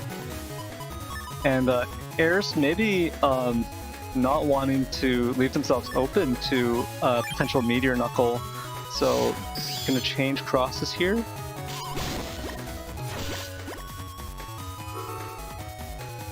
What? What was that? Oh my gosh. Wow. What a combo. Oh, wow. Huge defensive play from BitMuffin there, connecting that Judge Man, stopping Aerce from getting any buster damage in there. There wouldn't have been any paralysis, but ooh, can BitMuffin make it? Yeah, they're going to make it. I also think the defensive play on BitMuffin's part was excellent. Stepping down to the bottom row where there was a crack panel, just to take one less soldier from that kernel force, is just what they needed to survive. Yeah, definitely making it to this next turn by the skin of their teeth. I Really gonna have to actually think think this one out. No, I think there's a kill here I don't think you bring the area grab though. I think you just have to go for the Beast Rush combo. I think that's the strategy to win here. Yeah, I don't think the area grab will kill you. Oh, I don't know, dude. Oh, I don't know. What do you think, Neryth? I think the big struggle here is that initial area grab. It's kind of risky, but the rest of the combo is kind of risky if you don't have that initial area grab. If your opponent kind of steps in the right way, it can mess up your combo a bit. So having that initial area grab makes it a bit more secure, gives your opponent less room to step forward into your combo and mess it up. Smart defensive play from Aerce as well, not stepping upwards. And there it is. Yeah, BitMuffin maybe hoping that Aerce would step forward and open themselves up to having their anti-damage popped by the area grab, but instead, Aerce stays in the middle and closes it out with the Gregor Vulcan. Oh man, 2 excellent points brought up by a couple of players in the stream chat for Twitch. playerzero said, it's easy to say now, obviously, in hindsight, right? Hindsight is always like the most clairvoyant response that you never had. But in hindsight, you could have done one of 2 things, and the second one being from Salad. You could have went into Tengu to be back into the area grab just to confirm to get rid of that anti-damage. And Salad brings up that you could have gone into the Aqua Cross to get the healing off of BlueStar, which would have been pretty damn good. But it's still tough, right? It's still tough to deal with. Yeah, that's for sure. Definitely a very, very tough situation for BitMuffin at the end. But yeah, well played again to Aerce and BitMuffin. And that was a great set. And I think we are moving into the setup for our next set of the day, which I believe is EasyA versus Ghiaccio. Ah man, Ghiaccio. I love Ghiaccio, bro. He's he's so cool, bro. I want to see what they're playing today. Let's take a look. Let's take a look. Oh, it's J-Code. A lot of J-Code today, huh? That's very interesting. Yeah, and this time it is going to be in Falzar, so we're going to see the potential Death Pulse again. I think we've seen it executed once earlier today, but I think it was a J-Code Gregor, and it landed onto a Tomahawk cross and applied that paralysis, the blind, and the custom bug, the custom HP bug. But this time it will be in a Falzar player's hands, so we're going to see it coming out with the advantage of air shoes, the beast jump, able to guarantee that connect. And it's very interesting, the choice to run 2 ELX Pulse 3s instead of 2 ELX Pulse 2s. Yeah, for sure, but do you see the Giga choices here right now? Yeah, definitely. Oh no, it's Delta Ray Edge versus Bug Death Thunder? Oh no. And Hub Batch because of that Giga Plus in the Navicust. Oh man, that's really tough. You see, Giga Plus is such a Falzar friendly like Navicust because of Hub Batch. Hub Batch just makes it so good, in my opinion. Like, I don't know, like Gregor can use it to some great effect too, right? Having Kernel Force and maybe something like Delta Ray or Base, that's a lot of damage, right? But you're sacrificing so much Navicust, like room for other resources like maybe Float Shoes. But I just feel like, man, in Falzar, you have so much opportunity to play any Giga you want alongside HUD Batch, which is an immediate out to any uninstall strategy that your opponent might have. And it's like, even if they don't have uninstall, then I can pop it even earlier to get the maximum benefits from it, including shield, max buster stats, and maximize my cust, of course, since especially there's only one custom one in here with first barrier. Like, it's just too strong.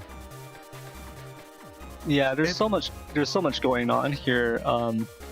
with uninstall ground NSP, and like you're saying, having that double Giga access, one of those Gigas being heavy utility with HUD dash, and then the other one being this endgame finisher, big Bug Death Thunder.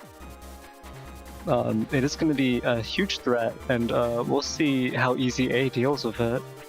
And EasyA's folder, on the other hand, it is very interesting, especially that Delta Ray edge, like you mentioned.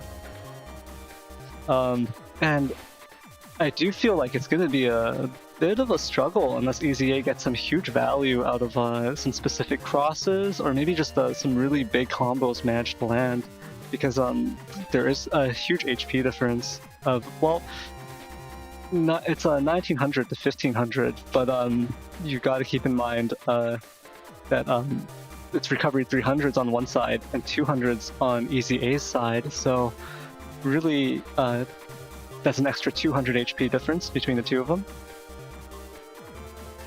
I do like the idea of the Recover 200s. I'm not sure if the value of Recover 200 is quite as good as the Recover 300, right? When you think of it in terms of damage, like, usually you need a couple of chips to do like 300 damage in most cases, right? So 200 damage is saving you from basically a 2-chip combo, or like 2 charge shots. So I think it's still great value as a chip. It's definitely better than any of the other recovers. But what the real benefit is it's in code with the Bubble Wrap, with the Sanctuary, with the Grab Revenge, and the Delta Ray, right? So because it's in code, it makes it that much more valuable. I definitely like the potential that Recover 200 has for a matchup. Yeah, definitely. And I think with that, we can jump into this next set. Absolutely, let's get right to it.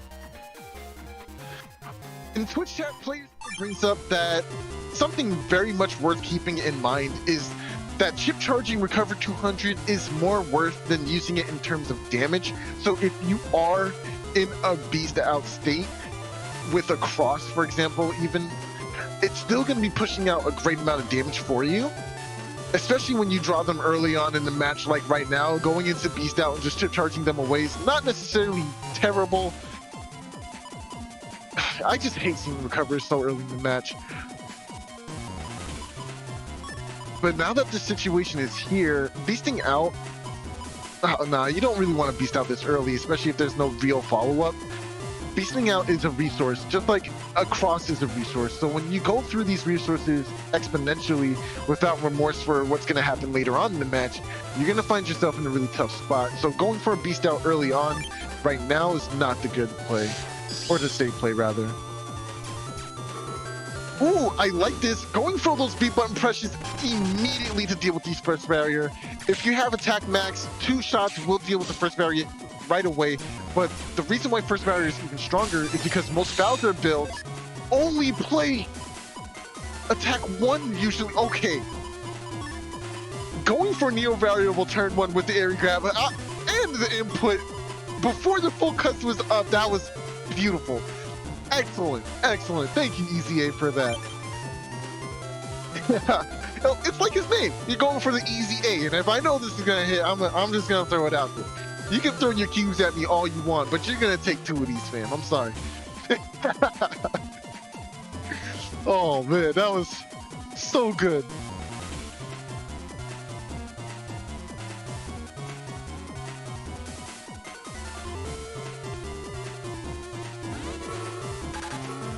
Okay, here we go. Both players throwing up their defenses at the start of turn. Ooh! Oh, the counter hit! Okay, most of the damage was missed, unfortunately. But getting the counter hit there at the end is super huge. But do we have something to follow up on that? We kind of do with Super Vulcan, but there's nothing to confirm it, so it's not as strong. The cool part with this is that if you decide to beast out here, you would keep the full synchro. You won't keep range, but the full synchro would still be there. Oh, you're dodging this. That's free. You're stepping forward. Unfortunate. What? You're in range for this golem hit? Oh, not anymore. Oh, yeah, nice. Wow. Ghiaccio. EDT drop. This match is about to change quite Significantly. drastically. Yeah. Oh, there it is. Oh, jeez. So without White Pill, the full synchro Super Vulcan is just not good enough. But if there was a White Pill in hand, think about the damage. It's 10. Oh no, wait. Super Vulcan is 20 damage, right? It's 20 damage per hit. Can you go to Super Vulcan real quick for me so I can check, please? It is 20 damage per hit. Okay, it is 20 damage per hit. So 20 damage per hit plus the 30 from the Beast Out times 2. That's a huge chunk of damage. All right. The bait here. Oh, nice one for the chip charge. Very smart. Ooh. 2 hits off the Delta Ray. But this is bringing their opponent very low now. Oh, and charge cross. The charge cross. Oh, tried to get it there too, but not quite. Charge cross is an excellent cross to go into when you're combating against anything BDT related, because you can charge tackle into the BDT balls as they come across the screen. However, this is not necessarily safe against players who choose to do something like playing BlueStar 3 or any Aqua Chips, for example, in their folder, because now Charge Cross is heavily threatened until you see that. Circle Gun, not often seen, but if it lands, a D-Cross here, very nice. EasyA just getting these great confirms. 470 HP would be survival. Erase Man whiffing there, not able to line up for it. Oh, invisible, but a slow gauge turn makes invisible almost completely useless. You have to not only avoid the BDT. Okay, there's one. Taking the second one. Nice! Excellent lining up and the buster shot to clear it up. Very nice and done for EasyA. Yeah, very well played to EasyA there, knowing that they have to clear out those Dark Thunders on the field so that they can get that perfect Super Vulcan, and just playing patiently, waiting for the Invis to end, waiting for Ghiaccio to line up there for the Super Vulcan. You know, willing to sacrifice those defenses, take that hit on a Holy Panel just to get that Super Vulcan connect to close it out. Yeah, EasyA not afraid to make those sacrifices to get the win there. Oh man, that was so well done. It's like chess, man. Sometimes the HP is a resource too. Taking a hit is no big deal, especially if you're on top of a Holy Panel, just to make sure you get that nice confirm. Oh, nah, your P shots aren't gonna do enough to clear barrier 200. Sorry, friend. You're gonna have to try that again. Yeah, gonna have to try that one more time. I'm sorry. P shots into full quest 200. Yeah. Sorry, dude. This is not gonna work out.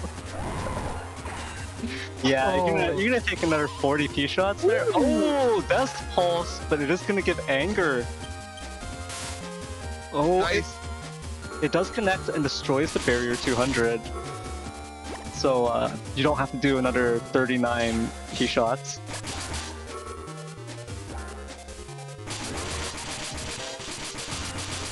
Oh, and Oh, just, no! and Yo. just stop, no! Whoa. Oh no, we were just talking about this, the conveyor panel traps. But notice the damage, right? As I said earlier in the match, most Bowser players often play lower attack stats in their nav because simply to fit in a bunch of other things like extra custom, for example. These P shots right now from the Bowser Feathers, rather, not P shots. The Bowser Feathers are only doing like 1 damage per hit, so it's not a lot of pressure. It's damage, but it's not insane pressure, right? But that's why Hub is so good. Later on in the match, suddenly your Buster is attack 5, your Charge is attack 5, your Speed's attack 5, you know, like everything's attack 5. Yeah, you know, it's still free real estate. It's still that free little bit of damage. And it all adds up. Everything adds up. All the damage matters. If you get a P shot in, that P shot matters. I don't care how much damage it's doing. Go for it. Oh, unfortunate. Going for the Sanctuary, but getting locked into Geddon here.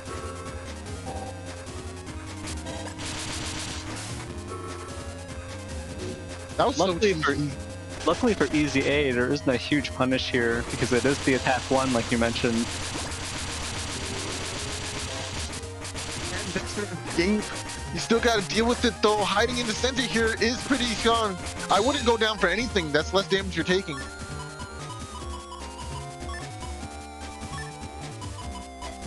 Double Wood Dragon is interesting because you're setting up the grass for a possible tornado play. And you're also setting up your charge shot to be able to deal with Life Aura. Okay, so this is really interesting too because EasyA is able to stay in charge cross for so long because there's no threat of water or aqua damage being dealt here, right? So I think it's still relatively safe to be in this cross, but you're losing out on a lot of damage because of it. Nice, and the whole field's grass, just like they definitely wanted. And there's the combo. But no confirm off of it. A clutch recovery 200 coming up for EasyA though. Ooh.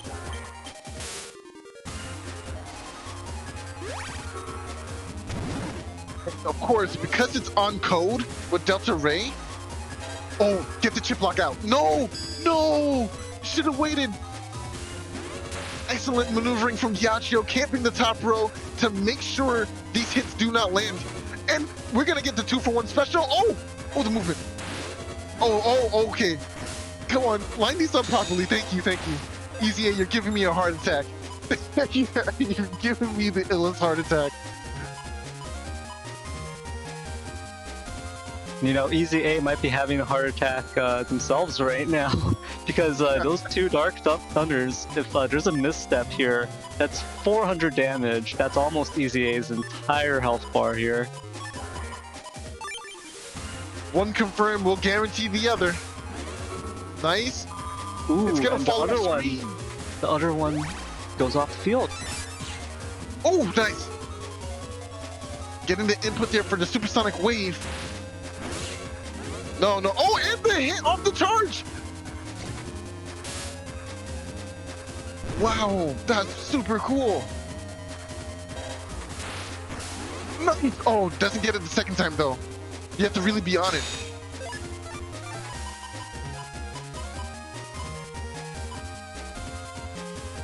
How do you get the confirm on the tornado combo here, right? I think you need a Lucky Man to thunder the back row, then you can aim for the center and get the hits that way. So it's a lot of waiting right now. Oh, nice. And of course, Circle Gun will deal with the trap here. Oh, but this is such a huge HP deficit.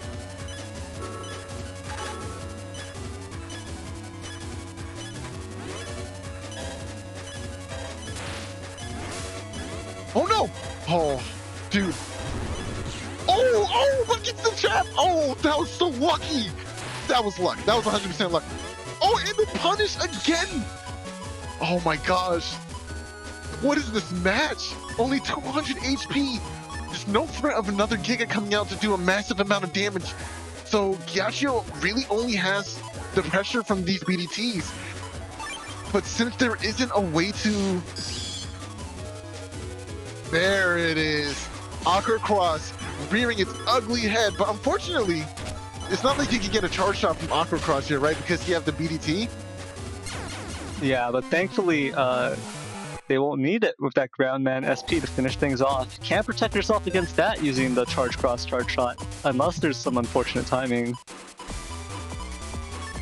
Wow, Zay. In Twitch chat, no Steam, no money. That is the real estate. That's so funny. Gotta give Steam. Yeah, they a huge proponent of air spin combos. I think they love air spin combos more than life itself at this point. Yeah, air spin combos are what keeps Zay going.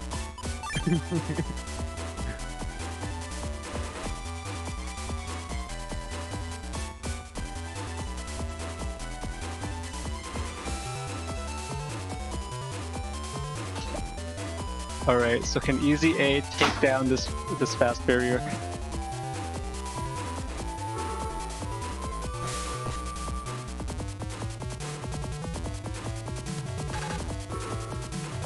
Navi, is it Erase Man? Oh, it is. That's a huge momentum shift in EasyA's favor here. Oh no! No, what happened? No! No! The new variable. I know PZ's feeling it in his heart, wherever he is. Just knowing that new variable did not hit the mark. Just making them feel bad. Sorry, playerzero.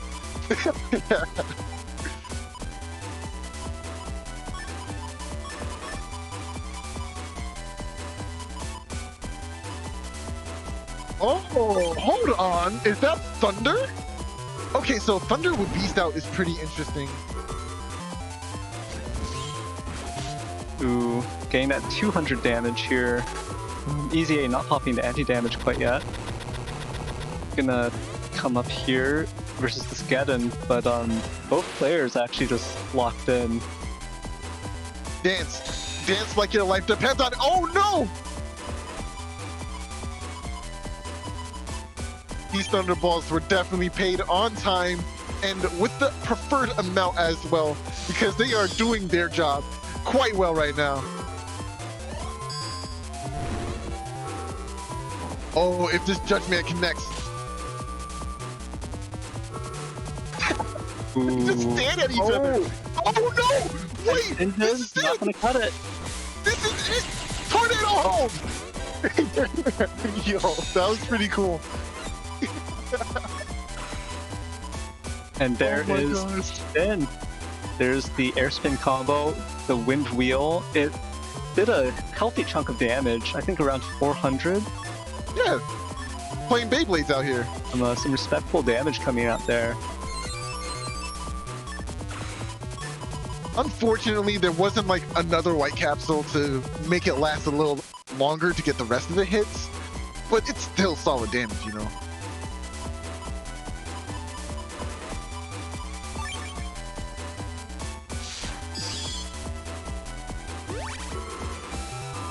The recovery 200s being dropped by EasyA here. Bug fix coming out on the other side. And it's anti-damage life for just a heavy defense turn here. And then the utility at the end from this grab, this area grab.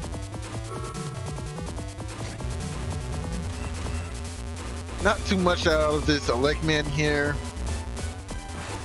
I wouldn't even know what to press for at that point either.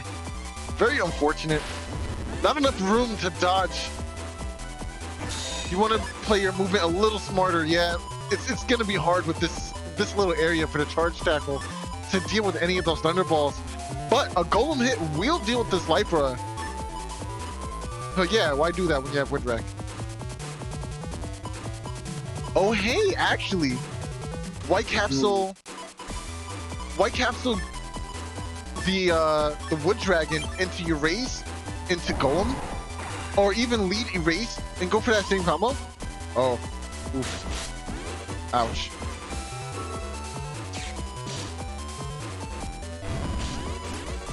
Oh wow. Oh, that was a good read, but not quite hitting the mark there. Maybe waiting for the Thunderbolt to come out, then going for that would have been better. Man, Thunderbolt is so interesting. So it's very interesting here that there is no Aqua answer to this Charge Cross. So as long as EasyA can keep this current area and just deal with the Dark Thunders using the Charge Tackle, this shouldn't be a huge issue.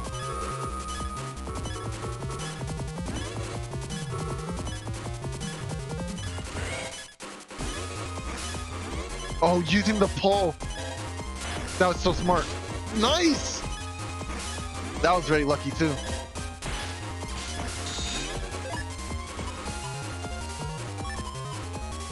But unfortunately, even this Tengu back B pull is on a timer now, thanks to it being not just Tengu Cross, but Tengu Beast. So only for these next few turns is there going to be the threat of this back B to kind of trip up EasyA and get them into these Dark Thunders. I want this race. The Heat Dragon uninstall. I want this race man more than anything right now. Come forward. Oh no, the wrong spot!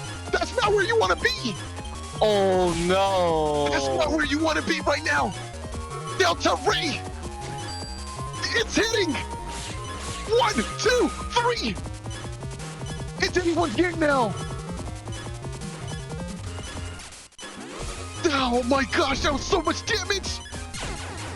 Oh, and the pink dot! Wow! Wow. Yo! An amazing play. Hey, that just goes to show you that Delta Ray value. No other Giga could do that in that situation. What was that? 520, 3 hits of 520 each. So, Oh my gosh. what was that 1,560 damage? Yikes. Not even Colonel Force can do that much. Wow. Oh my gosh. Wow. That was the perfect situation. Imagine thinking you're ahead on so much delicious HP. Everything's going well. What could he possibly throw at me? This Delta Ray, though. Yeah, you just gotta respect the Delta Ray edge. That is such a clutch finish. Well played to both players. As always. Oh, yeah, definitely well played. Yeah, just an amazing set overall. And, wow. That was crazy, right? I don't know how I feel. Cross Divide fans versus Delta Ray enthusiasts. And so I think before we go into the setups for the next set of the day, we received a few more donations.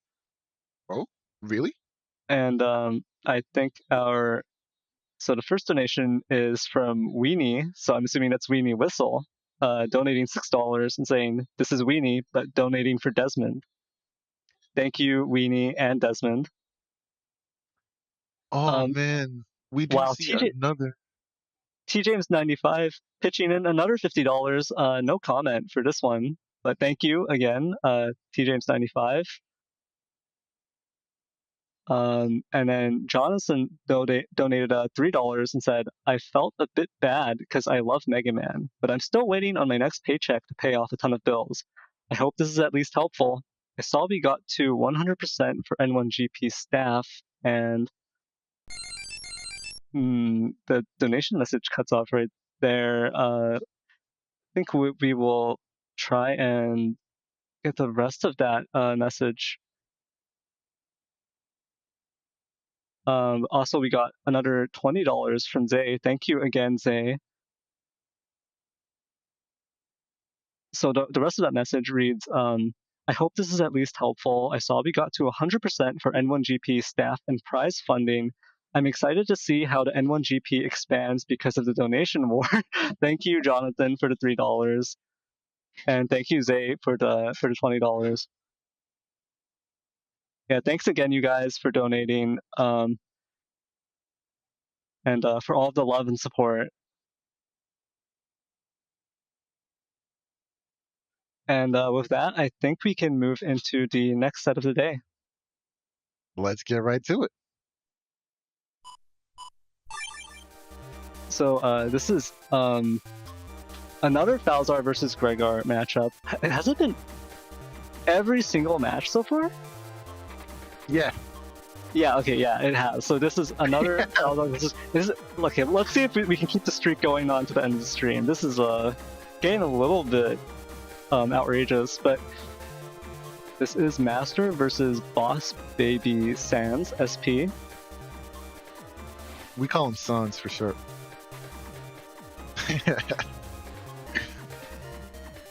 You call him Sans? I call him Sans for short. Wait, but it's just a lot. but then are you pronouncing comic? You're pronouncing it comic Sans? Because that's the origin of the name, isn't it? I think so. Oh, dude. I'm not ready for this level of Ghiaccio right now. My head is already spinning from all the air spins. all right. Name discussion aside. So we've seen Master's setup. It is the A code. It's got the Master Cross, 3 Aqua Swords, 3 Recipe Honey 3s. It's a chip shuffle setup, so relatively low HP for a Falzar build. Kind of exchanging Cust for that chip shuffle.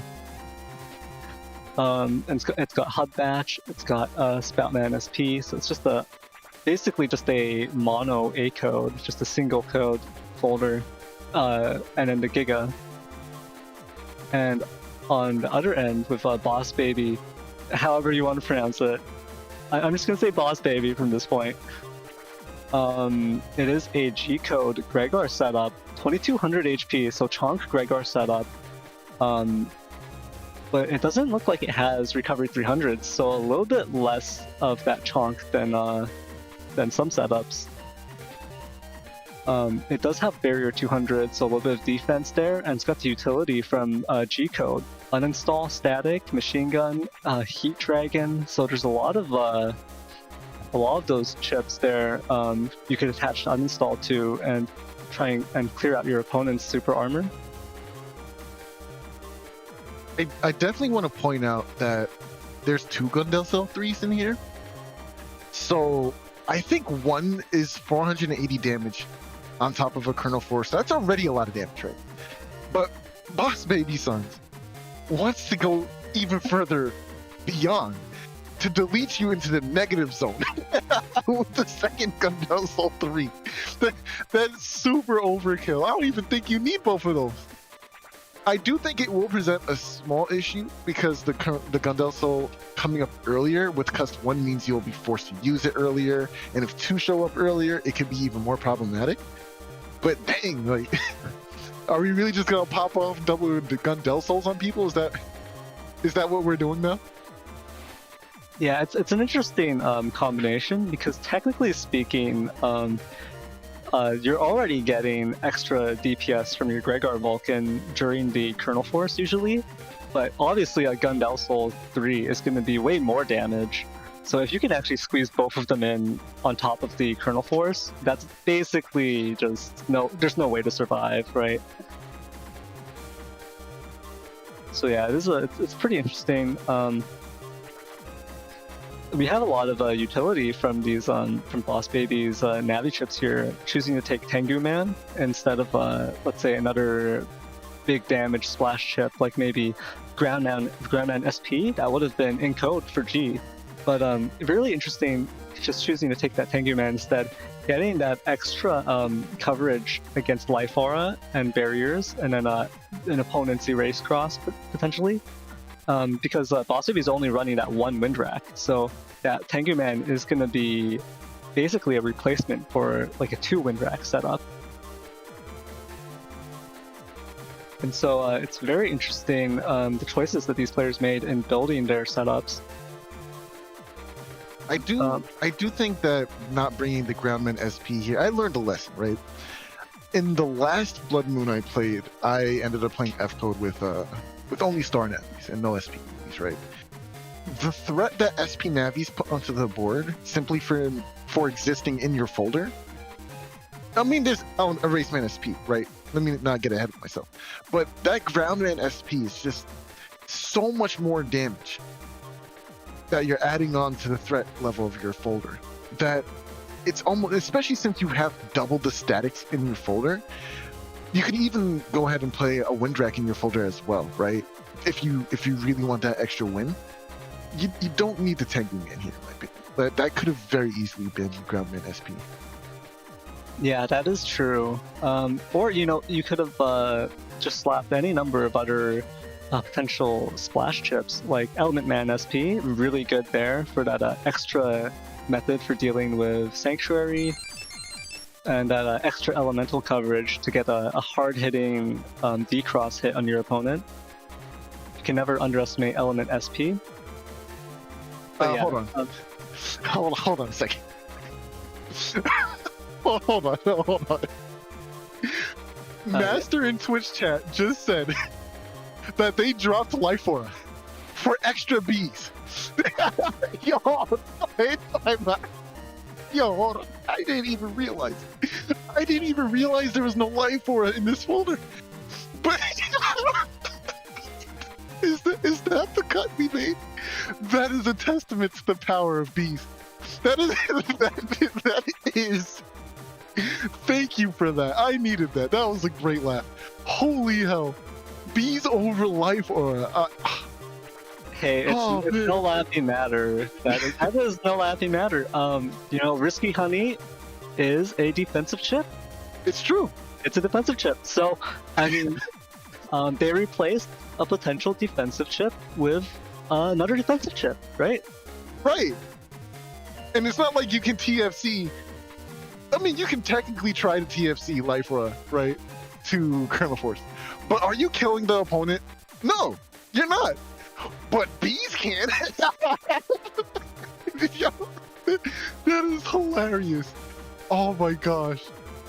Yeah, and one great part of Risky Honey that you don't get out of Life Aura is that damage amplification with multi-hits, right? Throwing out bees in the middle of a Kernel Force, or as we saw earlier today, a Super Vulcan, right? That turns a moment of I've got you now into, oh god, I've got to dance out these bees. Yeah. Like, wait, this is actually a threat. Oh man, alright, so we're all here to see bees. Let's continue the trend and watch the bees. Roll the clips. Yeah, let the bees unfold. Oh my gosh. My friend actually DM'd me and said, before the tournament started, he doesn't even play Mega Man at all. And he goes, will there be bees today? This is what happens. Everyone loves bees. Everyone loves bees. Oh my gosh. Oh, that's so funny. BitMuffin asking, are the bees made of origami? They could be. Just origami bees unfolding. Yeah. Okay, so both players dropping a trap this first turn. Ooh. Interesting choice. I think that was probably either a lag or a misclick. Definitely wanted fire there to get that double damage, right? Yeah, I think definitely that was a double damage moment. Maybe Boss Baby just a little bit slow on hitting that the fire for Element Man.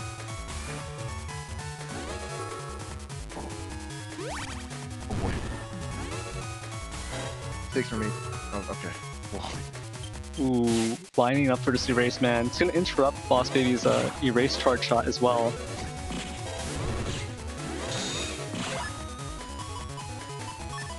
Boss Baby does manage to squeeze it out and knock out that anti-damage. But here comes a ton of potential pain here. SoulXCross A-code. We could be seeing some charged Aqua Swords, some charged Aqua Needles on ice, charged Train Arrows. A-code very thoroughly has that synergy with SoulXCross. So. I almost want to see, like, out-of-code, like, Aqua Dragons in here just to make the ice more prevalent. Or even, like, Ice Seed. It's probably overkill. But I think it would be interesting, at least. Oh, there's Ice Seed as I speak of it. Oh! Disconnect. That almost whipped. Yeah, that's crazy. The Busters. Oh no. I think Master unfortunately used that second Aqua Sword instead of charging it. Used it right away, so it didn't get that damage in. But the Spoutman SP does connect for an extra 360 damage.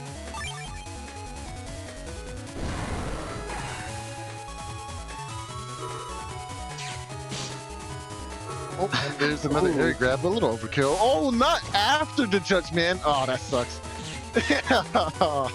No, my area. I worked so hard for this. Oh, my area. My area, no. Oh no. Dodge these bees, my friend. No, you can't. Wow, wow. And there goes the Gundel Force, as I was saying earlier. It was tragic losing all of that area. In the end, it looks like Boss Baby was just like, I'm just gonna charge this, whatever. This isn't gonna be good damage, regardless. Would have been 270 damage, I believe. Or I think, Yeah. no, I think it would have been 180 damage with a single panel. What? HonorNite in chat says, by the way, that was Colonel Force literally countered by bees. Wow! The Colonel Force was... That's why the Gundel Force was there! We didn't get a chance to see it. Oh my gosh, wow.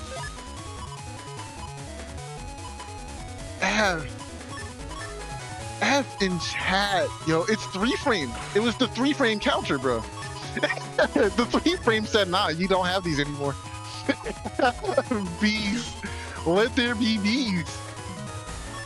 I think it was the charge. I think it was the Erase Beast charge, but I think it was Colonel Force getting charged. Oh my gosh. Charged. Oh my gosh. Oh, Elvin. Ouch. There's so much damage coming out here. Oh, Charge shot to pop it off. Boss Baby really on the back foot here. Master is also looking a little bit low here, 530 HP. But I don't know if there's a combo that Boss Baby could pull out here to close it out. Who's gonna finish the match with bees? There's nothing else, is there? Oh, that anti-damage actually served very well thanks to the machine gun. No death by bees. Oh, is he gonna make it? He made it to the next round. Oh, okay. Do you have something for the revenge? Boss Baby can still win it if they can pull some kind of combo. Yeah, like bees. If they had bees themselves, you know, this would be pretty easy to close out. Just throw up your hive. No, don't encourage the bees. Ooh, that needle misses and Life Bar comes out. This is why you always bring a shirt. This is why you always bring a shirt. Oh, there's a windbreak. Oh, ooh. Okay, the only way to avoid this. Oh, well, there's Tengu as well. There's no avoiding this. I'm sorry. Or is there?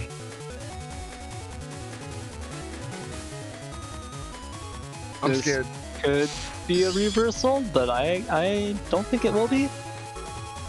Okay, grab revenge. Tengu man! Oh, wow, 1 HP? 1 HP to 1 HP! Oh! The P shot! Oh my gosh, that was insane! Oh my gosh! Just goes to show you, never give up. That was a reversal and almost went all the way through to a win for Boss Baby there. 1 HP. Always bring a shirt. There's no reason not to do it. Oh, there goes my homie in chat. Hakeem the Dream goes, bees OP. Yes, bees are OP.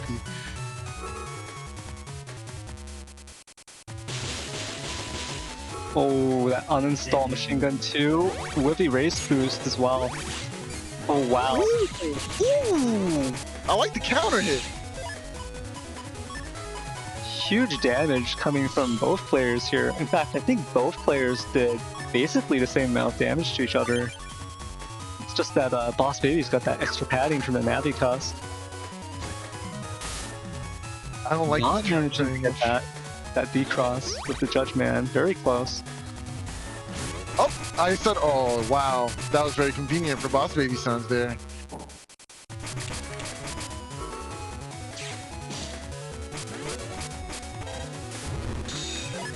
Okay, the barrier is gone.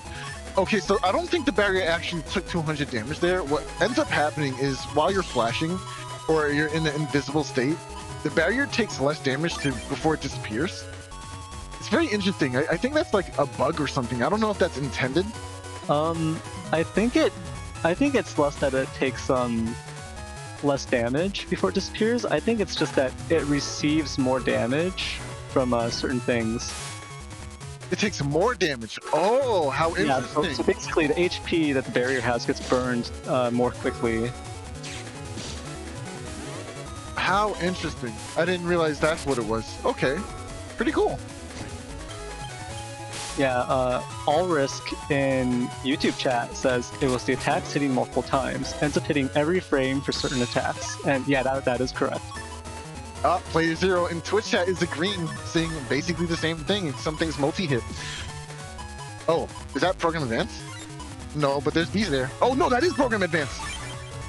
Oh, Are we going to see the Master Cross connect?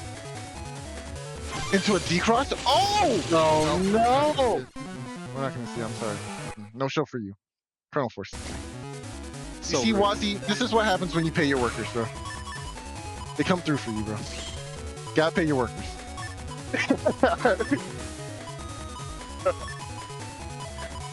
Oh my gosh, Sodium Patrol with the Hyper Viper Beam in chat. Thank you so much for that. That's basically what Colonel Force is. It's Hyper Viper Beam. Oh my gosh, yes, I love that move. Oh, wrong cross at the start. Yeah, Boss Baby may be picking up on the pattern here of that spout cross value and that A-code spout synergy. Ooh. Yikes. Alright, this is actually better because the time for that charge is nerfed a little bit. Oh, we have fast gauges, full cuts rather, as well. So that worked out very nicely. Oh, just risky, honey. Imagine. If Master can get this D-Cross onto Elect Cross this early, it is going to help protect the Spout Cross for basically the rest of this this match, as long as they can avoid Judge Man and Element Man Elec. Ooh! Oh! Not like this! That was so big. No, that was pretty cheeky. Oh, the bees aren't gonna do it here. Okay. Somehow still surviving. Shuffle. Shuffled all the way. Shuffled all. Don't listen to him! Don't shuffle it all the way! Shuffle it all the way. Yes, Bees, there it is. bees. Oh my god, there's more bees! Yeah, you need those bees. Wow! In hindsight, listening to Neryth was the right play? Who would have thought? Oof. Oof. Oof. Ow, the damage. Oh, the bees! We made more of those! Oh my gosh. Wow. And now they are even HP, or just about. And that is not the situation you want to be in as Gregar, starting at 2200 against 1350, and now being the same HP, or actually a little bit lower than your opponent. Not what you want to see, but we can still see a Colonel Force reversal here. Yeah, this is starting to look like a flawless victory. I don't know, bro. I'm getting kind of scared. Okay. Oh no. Oh no! Worth it. Worth the damage. Worth it. Getting so much value out of that Ice Seed, able to confirm a lot of the damage from these charged Train Arrows. Even though it's just Train Arrow 1, it's got that that little bit of chip recovery too from Spout Cross. Oh. Master Cross! 1, 2, 3. It's supposed to be way more damage than this, by the way. But because they're in the back row, the cross illusions, I don't even know what to call them. The extra Mega Mans don't appear because he's in the back row. I don't know what to call those. Are they illusions? No, Is those are very real. I mean, come on. They're doing damage. They are doing damage. Oh, okay, so it's like that one panel or one like chapter in the Mega Man manga where all the style changes, Mega Man just fought Mega Man for no reason, and that's how he unlocked Hub. If anyone read the manga, you would know. Oh, he's about to get clipped. Oh, never mind. Oh, yikes.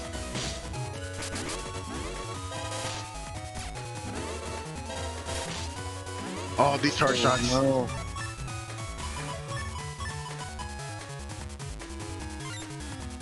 Okay, Boss Baby stands in a much better position than previously seen. I like it. This is fine. Everything's fine. Master still has some hope here. Oh, just barely dodging that erasure. What the hell? 300 damage if it hit. Yeah, absolutely. Colonel Force. Oh no. Unboosted Colonel Force. Element Man, it can't help you. There's nothing here that can save you.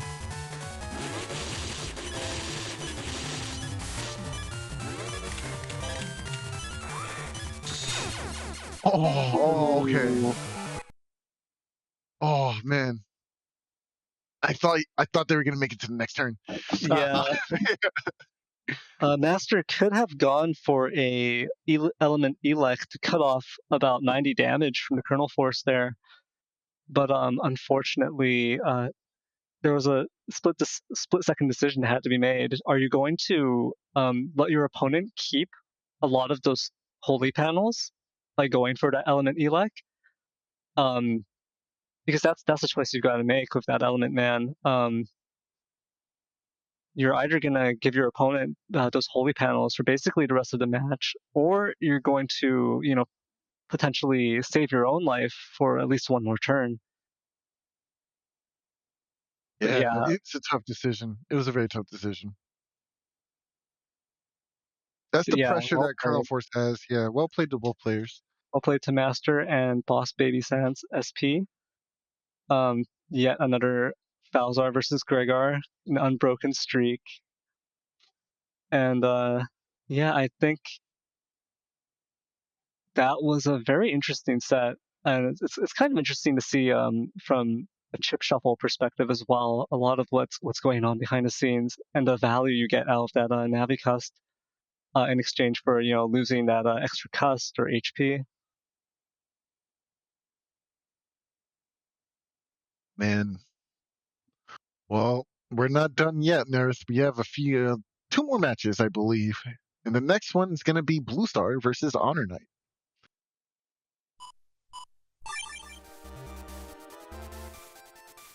All right, I think this is the first time we're seeing both these players on stream, which is pretty cool. A lot of people are playing Chonk and Gregar. I don't know how I feel about this.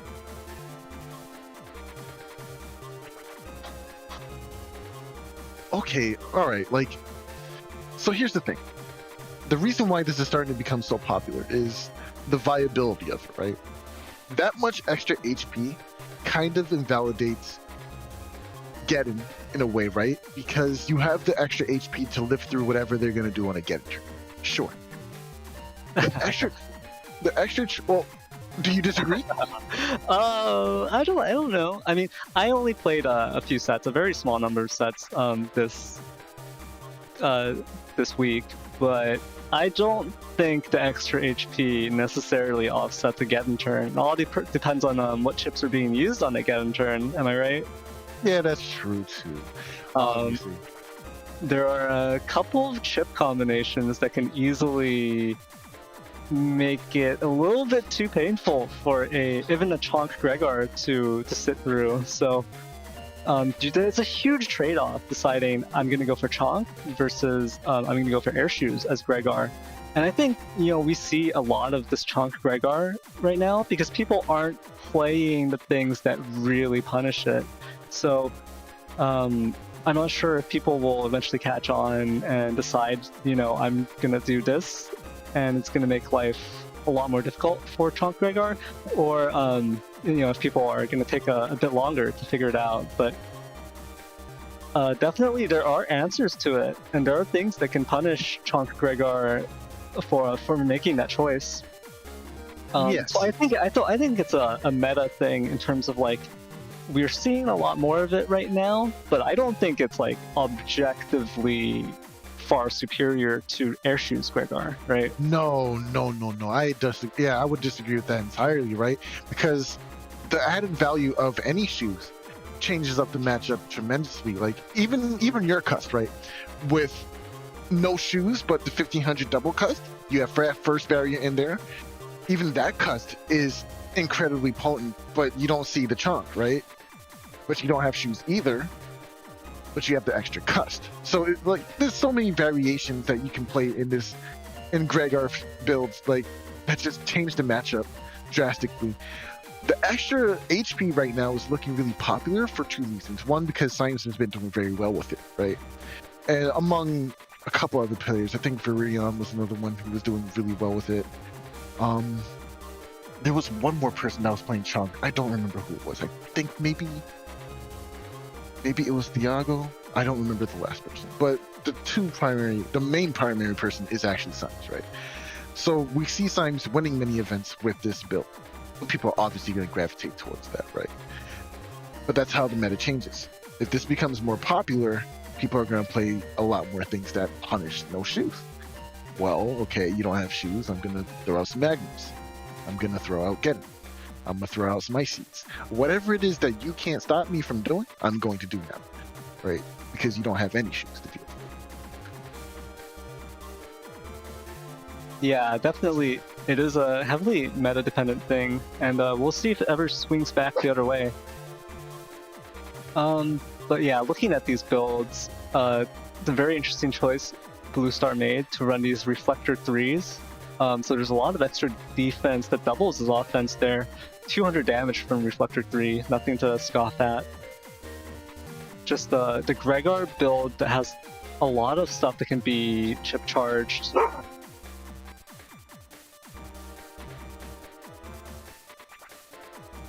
So it is double fast gauge versus double slow gauge.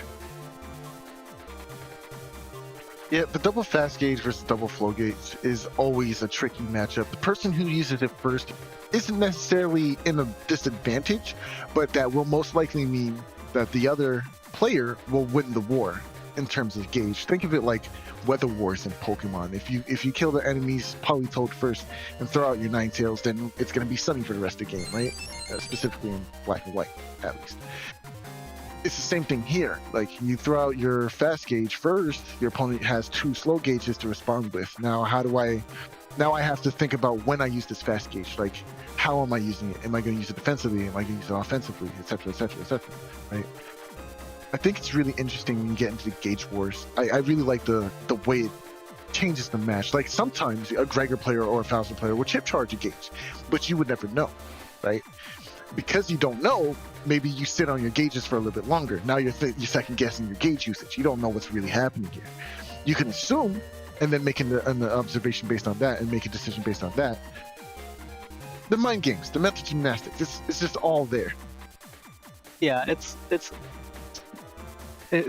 comes off as kind of like simple but elegant, the way the gauges kind of check each other, and then the impact they have on how you want to play with them. It becomes really simple if you've got a fast gauge or you have a gauge and your opponent has no gauges, right? Then you really dictate the pace of the match. But when it's opposing gauges like this and double opposing gauges, so double fast gauge versus double slow gauge, it becomes really interesting in terms of the different mind games you can pull, the kind of extra value you can squeeze out of like chip charging a gauge if you're going to gamble that your opponent isn't going to predict that you would do that. And there's all sorts of little mind games and little plays you can make with the gauge wars, and also just the way in which they kind of check each other. If both players just respect each other's gauges, the way they cancel each other out, and then they kind of bog down your Navicust, right? They bog down your hand if you pull them, unless you can chip shuffle or trash shoot them away. So there's just so much going on, while it also is like, there's just like a beautiful kind of elegant simplicity in the way the gauges work. In older games, when you used a fast gauge and your opponent used a slow gauge, it would return to normal gauge. I'm really happy they did away with that and decided to keep it as the gauge that is used is the gauge that's in play for the rest of the game. It really amplifies that decision making that you're making during the match, you know? And this game is just too perfect for PvP, dude. It's just way too perfect. Yeah, definitely. And man, I feel like we've barely talked about the matchup itself. We're just like hyperfixating on the specific points in their builds, but we do see a lot of anti-Gregar coming out from HonorNite's side. The Groundman, SP, and Meteor Knuckles both going to check /cross. We see Wood Dragons from G-Code, that's going to check the Elect Cross. Element Man SP, again, is going to be potentially checking Charge Cross. So a lot of, there's just a lot of potential for HonorNite to mess with the Gregar crosses. Not as much coming from BlueStar, but there is still this Delta Ray Edge that's going to threaten Tengu. And then,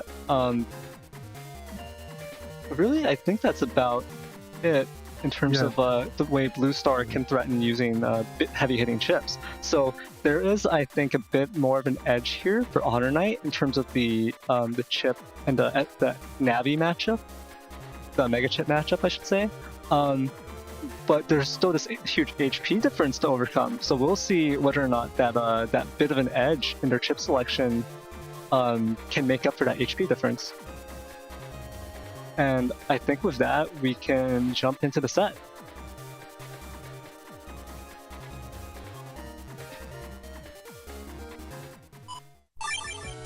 Looking at BlueStar's folder, it clearly that they're going to try to go for a lot of these charge shots, right? And the charge shots is the main win condition here. It's kind of dangerous to go for those kinds of win conditions, especially against a veteran like HonorNite, because we know the times on the charge shots. I can go for a counter hit here. I can fish for his counter hit here. So you're going to really want to be patient with your charge shots, and landing them accurately is going to be very important to you winning the game, because, of course, your HP lasts only but so long. I think the decision not to come in with another SP Navi is going to be a bit of the deciding factor here for BlueStar, but with Recover versus 300s and Roll SP, I think we have enough recovery to keep us in the game for a long, long while. Alright, focusing on the match now, we see the immediate end of a turn into a decent amount of damage just done on one side, about 80 points of damage here, so not too bad for turn one. But we do see these reflectors in hand here. We're going to try to use these reflectors to block something. Hopefully a Mega Chip if you're lucky. Not Groundman SP though. Groundman SP doesn't care about anything.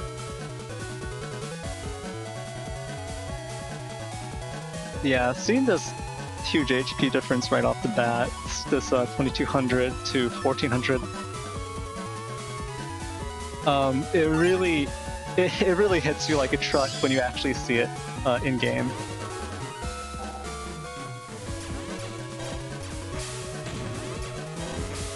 Oh jeez, yeah, there goes the charge shots, but whiffing a few of them here. Not very strong start to this round for our BlueStar here. Oh, and he gets decked in the face by Charles.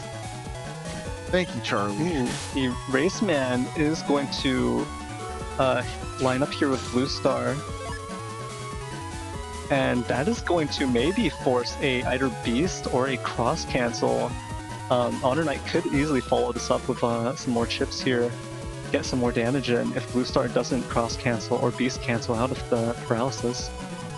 There is always the option for the no cross up, simply just staying paralyzed, but that doesn't usually work out very well. But it can, right? The thought process being, okay, I think Beast Out's going to come out here. This is how I'm going to respond to Beast Out, but Beast Out doesn't happen. So maybe the sequencing in my chip section is not as strong. I think the fact that HonorNite stepped up, kind of a more defensive play instead of lining up, means that BlueStar doesn't have to worry about a follow-up as much. Mm-hmm.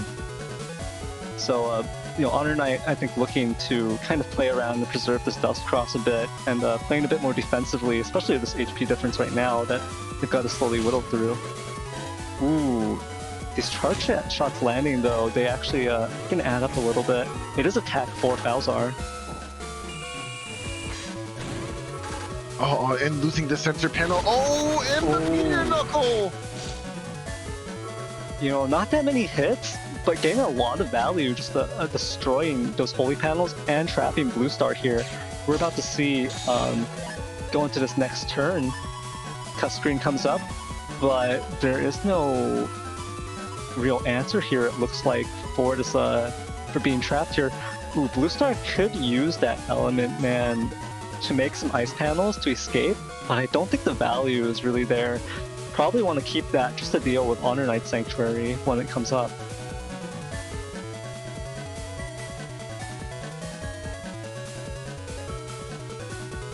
Interesting turn coming in for our friend here.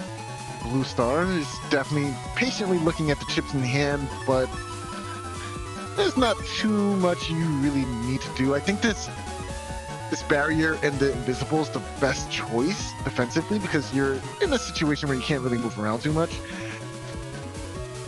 There is rush in play as well, so the barrier into invis will deal with that quite easily. Now you don't have to worry about rush for the rest of this round. The barrier will be dealt with very easily. I would have used Judgment already. Unless there's beat in play or something. Oh, just patiently. Because you waited so long, now we get to punish and the accidental TFC into an extra anti-damage. Ooh, and the recovery 300 too, managing to squeeze everything out before the end of this turn. Very, very nice timing for BlueStar, just patiently waiting for the right opportunity to attack.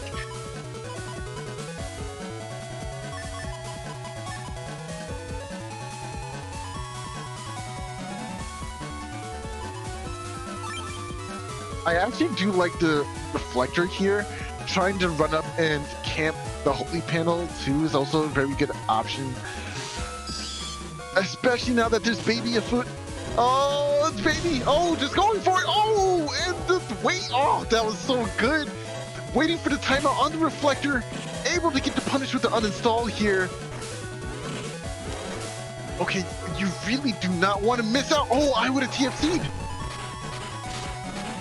Yeah, that barrier 100 will only protect from one hit of the Groundman SP, so still a hefty 260 damage hit coming in here. Yeah, the TFC would have definitely been better. I don't dislike using it at the end of the turn, because now we do go into the next turn with the Invis property in play for yourself. So that does allow you to put up something like Life Aura safely.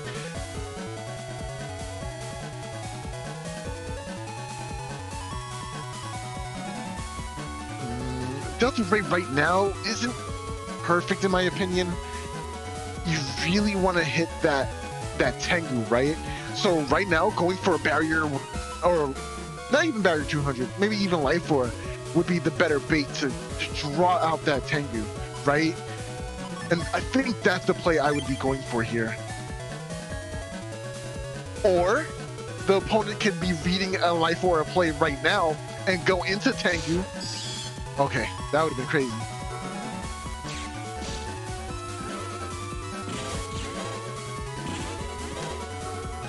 Yeah, looking unlikely to get multiple hits with this Delta Ray. Ooh, Nice. There it is. Oh, perfect. Unlikely, he says. But 2 hits will clear through that Life Aura. There it is. And Judgment in the hand as well. Oh, too early, too early. I said Judgment. I'm at Groundman.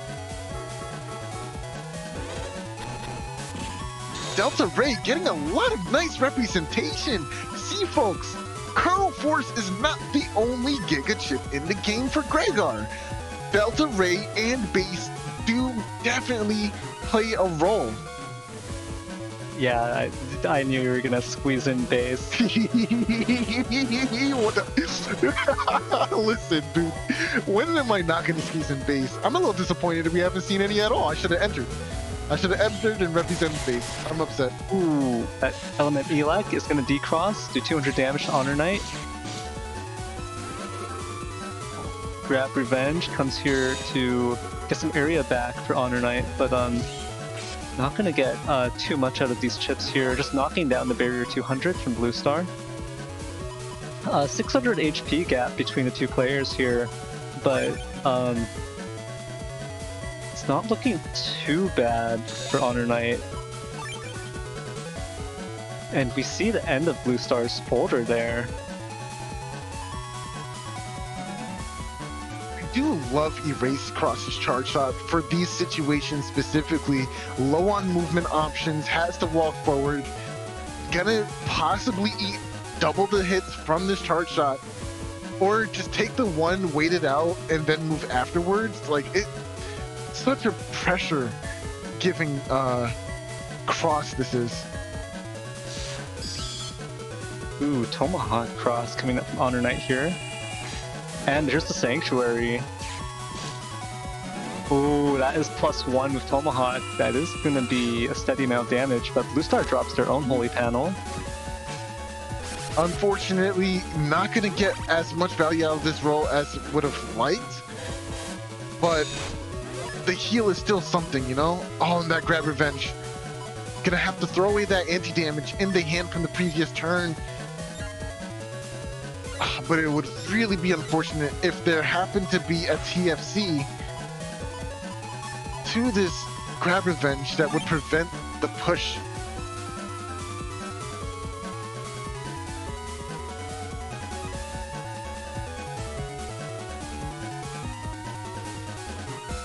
Hold on, no. Jonathan JJ24 in Twitch chat says, so what I'm hearing is Base is Soul's least favorite Navi. No. He's the only Navi. Do you understand? There is nothing else. Wait. So, wait, what? No. If Base is the only Navi, then technically Jonathan JJ24 is correct. He is your least favorite Navi. Even if he's your favorite Navi, he's also your least favorite Navi because there's only one. So you just proved him right. No, I just like this Navi a lot. You can't just because there's one doesn't mean no. Oh, jeez.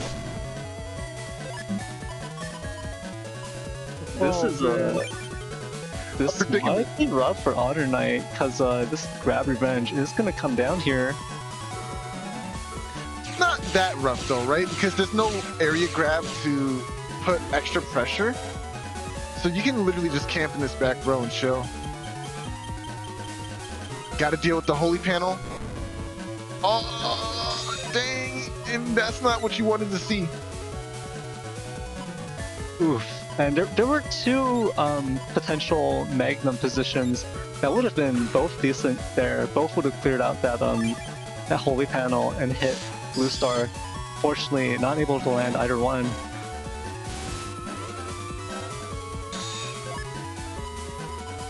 I actually like no. Yeah? No, I don't think so. Why? Okay, so chip charging away Life Aura here? I think that might be the play. Yeah, because if it lands, that is going to be game. Is it though with this cross cancel? I don't think this was the right read. I don't know. I feel a little uneasy about this decision. At 30 HP, I'm not sure if HonorNite has a way out of this. Maybe not. I'm looking at the folder. That is 1000 HP. Okay, maybe not. Okay. All right. Okay. All right. All right. Yeah. It's HonorNite though. He can't be too. Oh, that Battle Rush music. So as we were saying, it's confirmed that Base is Soul's least favorite Navi. No. Hey. No. You said it yourself. Alright, let's move on. Moving on. No. So Bug Fix turn 1 here coming up. And Life Aura and Barrier 200, a lot of good options here for BlueStar.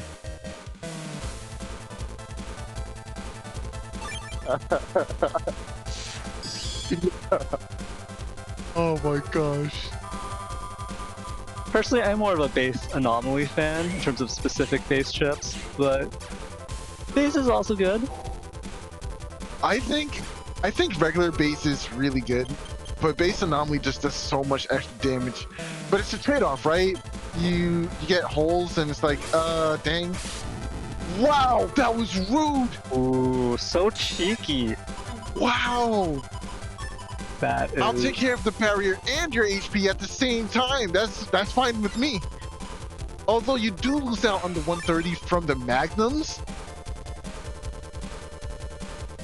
I don't know how I felt. Okay. Nah, I think it's fine.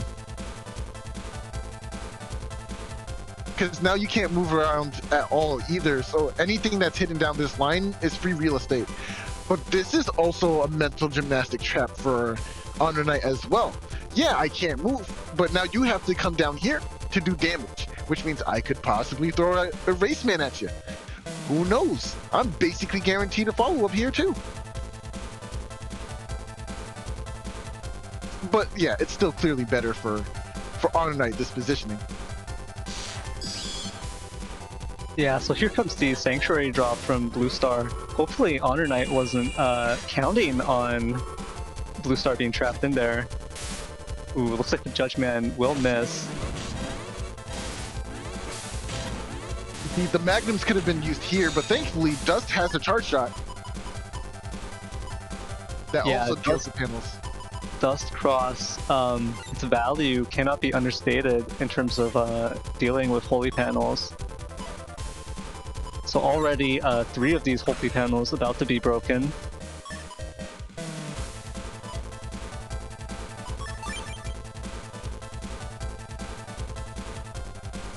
I do like the end of turn reflector here. This kind of limits what follow-ups you can go for.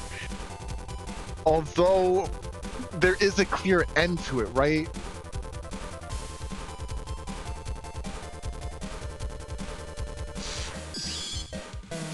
BitMuffin in Twitch chat saying, I never thought about the potential of charging Reflector with Elec, but that's pretty funny.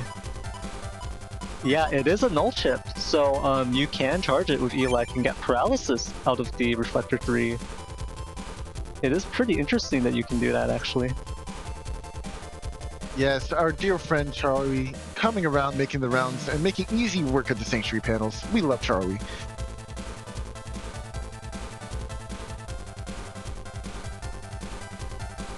I think it was decided that it's Charlie if there's only one Dust Cross, and there's only one punch being sent out, but it's Charlie and Charles if it's a mirror matchup. Am I right?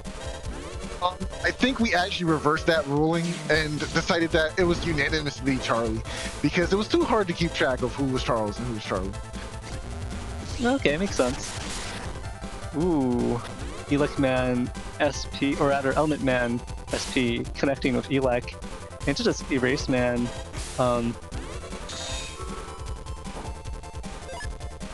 Yeah, Charles if you're proper, if you're fancy. Charlie for the friends.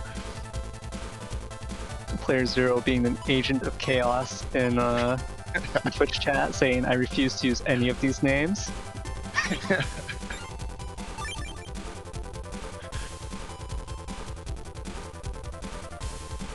Only these 3 holy panels left for BlueStar out of the original 9 from their Sanctuary.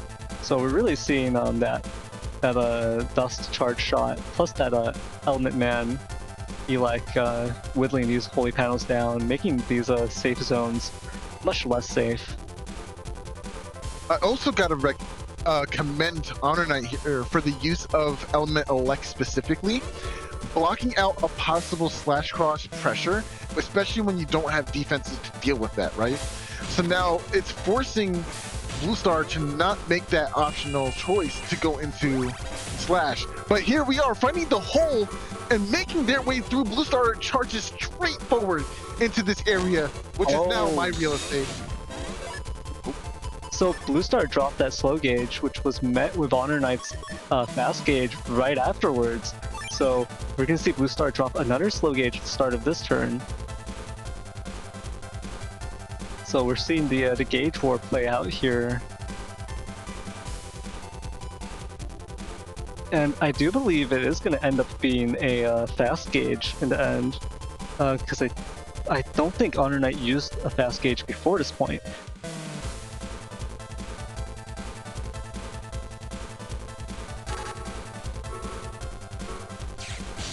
Ooh, Grab Revenge coming down, gonna do a ton of damage actually, 200 damage to BlueStar. Wow, the audacity. Sitting here the entire match, clearing out BlueStar's precious resource of Sanctuary panels down to the last one this turn, and then to just simply use the Sanctuary of their own. How rude. You're gonna sit here destroying my stuff and then using it. Even getting in that the cheeky punch right there near the end of the turn. Damage is damage. Now here's what's interesting. BlueStar, outside of Elect Beast, I believe, doesn't really have many things to deal with Sanctuary. It'd have to be, well, there's Ground Man, which can get rid of some of the panels, and of course there's Element Man, so I guess that's not entirely true. But we don't see them in hand at the moment. Oh, but we will take back what was rightfully ours. I don't think that's true. That's not rightfully BlueStar's. Those holy panels aren't rightfully BlueStar's. Just because you lost your own doesn't mean you have the right to your opponent's your opponent's holy panels. That's not right. That is right. That's 100% justified. We do not tolerate thievery in the N1. Oh wait, or do we? Okay. Oh, this is actually a really nice position to be in. A Windwreck here, depending on who's host or client, may or may not push back, right? Which means you could follow up with Erase Man. So if they're client, they won't get pushed back, the Windwreck will hit, and the barrier will just go away, which means you follow up with Erase Man, and you could probably go for Delta Ray, but there's also a Sanctuary panel. So it won't do as much damage regardless. What a dilemma. Yeah, you really want to deal with this with these Sanctuary panels sooner or later, because with the way this match is turning out, it might come down to a damage judge. Okay, and, so we start looking at their cross options, just being like, looks like I don't have Elect Beast. Elect Beast would have been great for clearing out these holy panels. absolutely. Elect Beast, they knew what they were doing. Man, again, so well crafted for PvP. Elect Beast already deals with Sanctuary, so making it do 200 damage would have been absurd, right? Ooh, nice, nice, nice. Great conversion there. Losing out on Windwreck is huge too. HonorNite can just safely play the casual bait game and just sit on his panels of holiness while he chips away at the ever so fleeting life of BlueStar. Wow, thanks to that uninstall one Wood Dragon landing for HonorNite there, the odds of this going to Damage Judge kind of just went down a little bit. HonorNite might be able to oppress BlueStar here and just slowly whittle this down, unless BlueStar manages to pull something off in order to turn this around. It is Holy Aura right now, so that is going to be very difficult for BlueStar to deal with. Just struggling with these current options. The other problem is that we're in fast gauge as well, so we're not seeing Life Aura going away anytime soon. I think it takes 3 slow gauge turns for Life Aura to dissipate by itself, or 3.5. It's something close to that, because it lasts for about 250 frames? I forget the exact frame rate count for how long Life Aura lasts, but it's a long time. Think about what 3 slow gauge means. So that means 7 fast gauge turns for Life Aura to go away, which is a long time to have Life Aura. 3,000 frames. Thank you. 3,000. Yeah. That does make sense. That's a long time.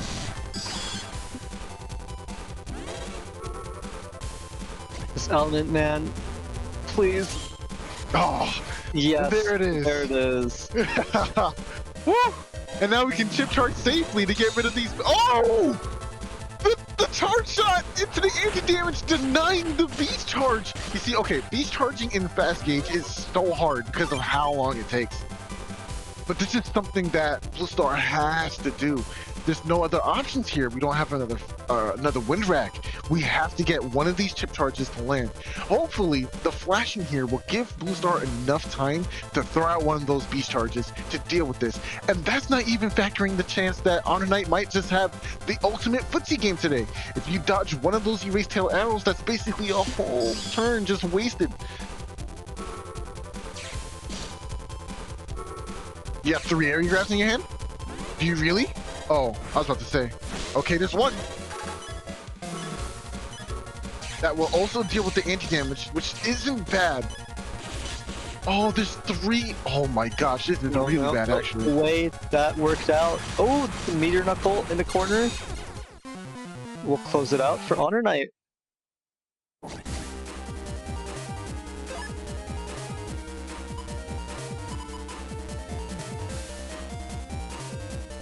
Yeah, and I mean, even without that meteor knuckle there, that was a full area lock with a Tengu cross, so it would have been a full Tengu lock there for HonorNite for a little bit. So it's going to be a difficult situation for BlueStar either way.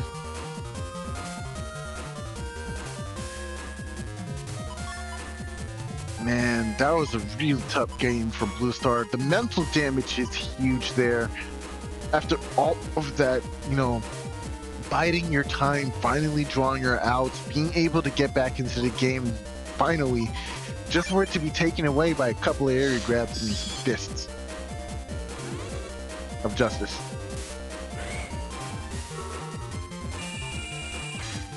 A very nice sanctuary coming down here for BlueStar, but we saw what happened with in that last game, HonorNite just going to try and smash these holy panels apart. But this time BlueStar is coming in prepared. BlueStar, He's already erased. He wants to slow gauge first. BlueStar, don't do this. No, BlueStar. Yeah, that is unfortunate. Not using that slow gauge right off the bat might hurt BlueStar's chances of taking down this Dust Cross. There's also a full cust in hand, right? I think HonorNite has he has Grab Revenge. How interesting. But there is a full cust in the folder, and he has 2 turns to find it to help, you know, waste the time on Gregor Beast.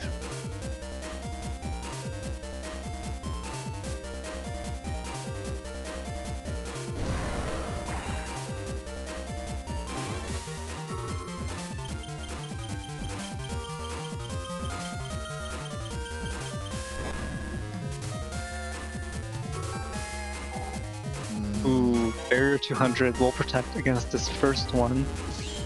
It sure will. Oh, the Elec coming out here. Oh, and there it is, finally, the decross.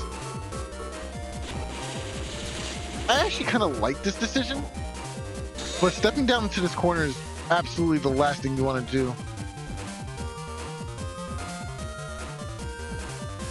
Yeah, that double damage erase tail. It did do 420 damage, I believe. So just a massive hit along the D-Cross, and HonorNite wasn't able to destroy that final holy panel.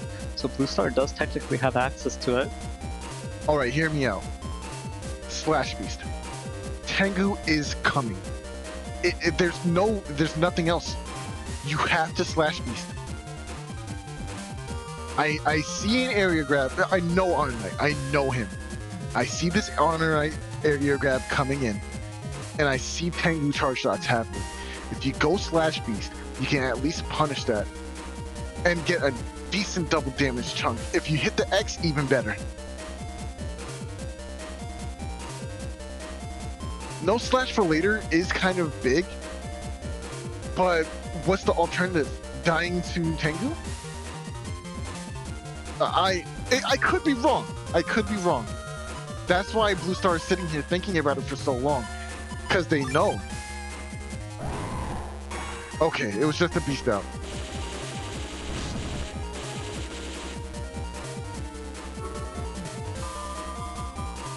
Bug fix coming in for BlueStar, and there's this reflector waiting to be charged. Ooh. Windrak and Heat Dragon, and I believe there was an uninstall in there. Yes. Uninstall was on the Heat Dragon. But not the double damage was hit because there was no grass band underneath, so it's not that bad.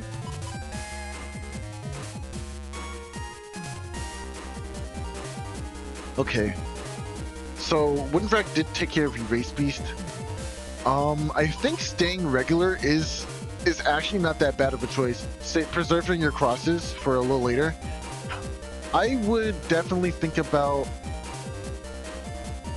maybe taking this is a tough call. Because I don't really see a need for HonorNite to cross or to change into a cross either. Especially since the beast outs are going to be running out soon. I'd probably sit on this element, man. Yeah, I think this is the right play. Yep. Oh, holy crap. The beat was in play the whole time? I didn't see that. Oh, right. It's the salad cust. Yeah, it does make sense. Ooh, that +1 area. We'll see what HonorNite does with it. I don't think he has anything, really. Not actually using the Buster, really. It is attack 4, so it would add up, so... Yeah, I'm not sure what the thought process is here.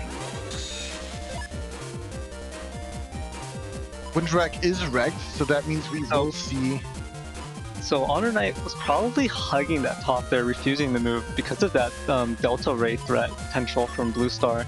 Taking, losing the life aura to the first hit and then taking another 520 damage would have basically ended the game for HonorNite there. And so I don't believe the Delta Ray has shown itself yet, so HonorNite playing super safe, just hugging the top. Actually, with the anti-damage up, I believe the anti-damage was up behind that life aura that whole turn. So it would have protected HonorNite from that 520, but HonorNite would have lost both defenses to the Delta Ray Edge. Whereas remaining in the top, Delta Ray Edge won't even do a single hit, it'll just fail.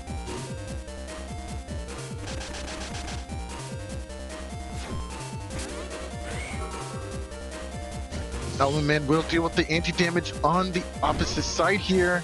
Oh, nice footsies. Oh, and the charge shot. Oh, and the dodge on Erase. Oh, I love it. Very nicely done, BlueStar. Very nicely done. Oh, but 480 damage from this ×2 hit, this B-cross. So HonorNite, isn't down yet. Just throwing in that counter right there. Even with BlueStar managing to dodge the Erase Man using the charge tackle. So a very close match here. 320 HP difference between the two of them. This could easily turn around for HonorNite. So.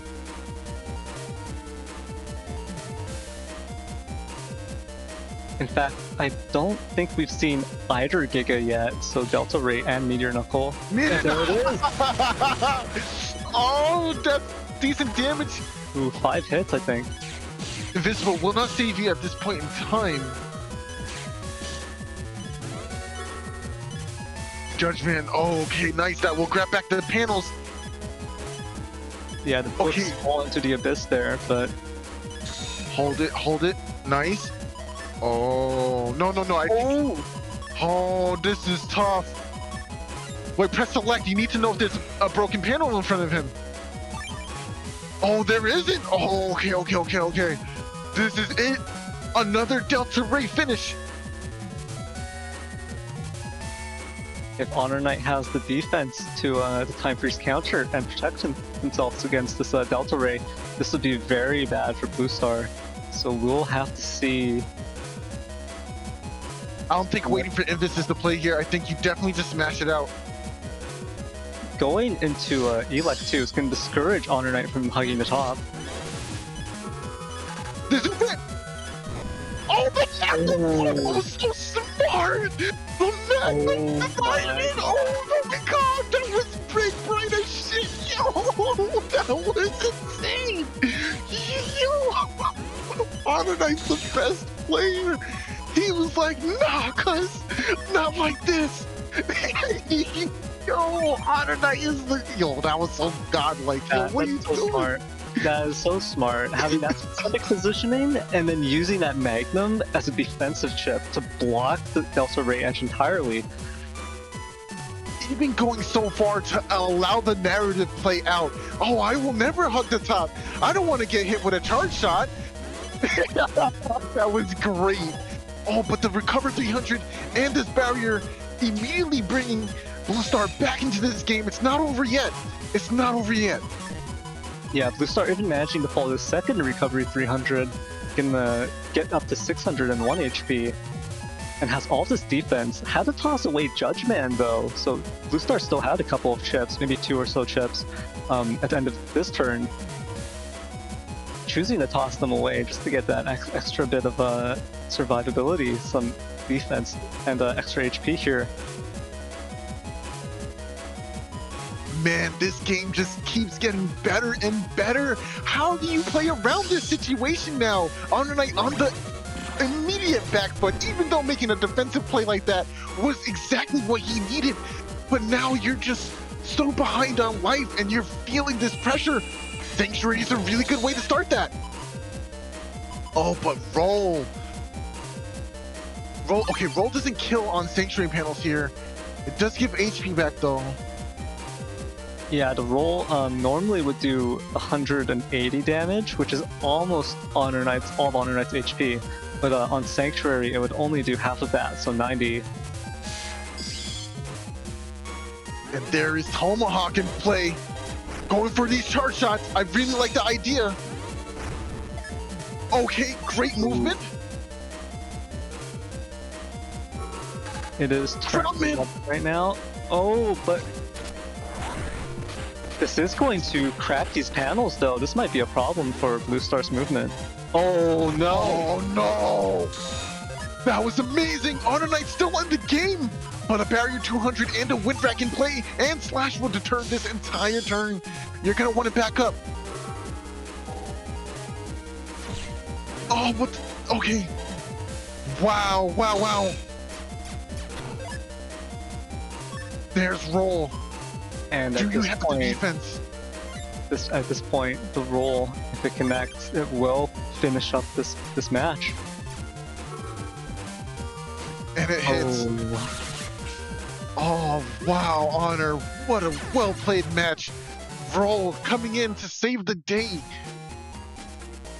Yeah, What a match. truly well played to BlueStar and HonorNite there. BlueStar does manage to take it, but really down to the wire. Such a close set. Wow, that was insane. And there's still another match. That wasn't even the last match. And it was such a banger. Oh, man. Oh, what is next? What do we have next? And before we go into our next set of the day, I do believe we have some donations to read out.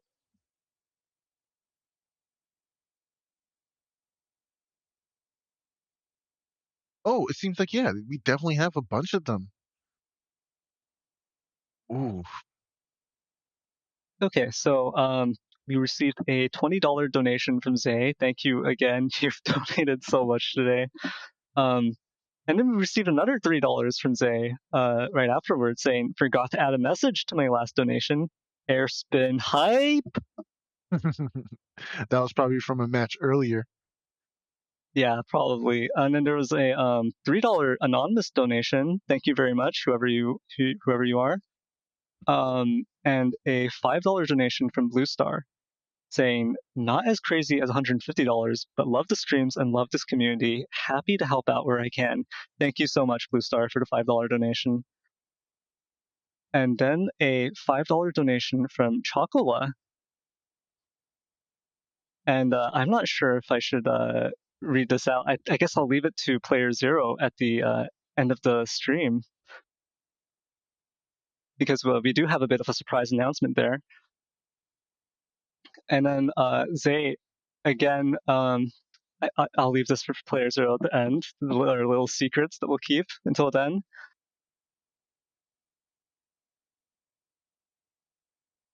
And I believe that is all of the donations up till now. So with that, I think we can head into the setups for our final set of the day, which is BitMuffin versus WeenieWhistle. Fortunately, we are finally going to break the trend of Gregar versus Falzar. However, if we pay attention to these codes, it is the E-code grudge match. We are going to see pulses and fire burners and corn shots and machine guns flying all around the screen. Yeah, definitely the E-code mirror matchup. Both Falzar finally breaking the trend. I believe this is the 8th set of the day. And this E-code Falzar mirror matchup, this should be so much fun to see all of the Beast Jump chips flying fast and furious, the Elect Pulse 2s, Fire Burn 3s, the grass combos. This should be super hype, and I am super duper excited. There's a small HP difference between the two of them, but not really much, just a 200 HP gap. And their setups are somewhat similar, both of them being E-code, of course. They both have the element trio, the 3 element men. And Meteor Knuckle coming out from BitMuffin, while Hub Batch is coming out from WeenieWhistle, so another divergence there. It's really interesting. Neither of them have Sanctuary, so but both of them do have Life Aura. And in terms of the gauge war, it's going to be up to WeenieWhistle to decide what gauge they want to play this game in, whether it'll be fast gauge or normal gauge, because BitMuffin does not have any gauges. And there is a full cust in here, so what we might see is both players going into Dust turn 1, and a bit of a mind game there. WeenieWhistle doesn't have machine guns in their E-code, while BitMuffin does have 2 machine gun 2s in their E-code. So a bit more of a cursor threat from BitMuffin, and it might be a bit of a predictable double Dust setup. Both players going to DustCross, trying to get that trash chute to sort out their folders a bit. So we're going to have to see how this plays out and who gets the edge over their opponent here.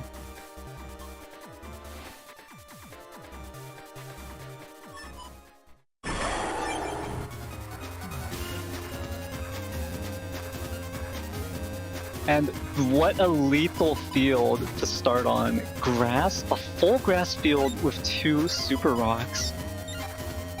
So definitely a huge incentive to go DustCross right off the bat. We see BitMuffin, and this is a double VOD by the way. BitMuffin on the left side, WeenieWhistle on the right side, or I should say their perspectives, right? BitMuffin's perspective on the left side, WeenieWhistle's perspective on the right side. And this is so dangerous. The super rocks obviously can be sucked up by DustCross and fired out for free 200 damage. So whoever wins that initial back B contest, whoever does that faster to pull in the rocks, is going to get that advantage of having a bit of free damage to throw at each other. And 200 to 400 free damage, nothing to scoff at. That is a huge chunk, really. And starting on a grass field too, these fire burners coming out from both players is just going to be huge. So we'll see how this turns out.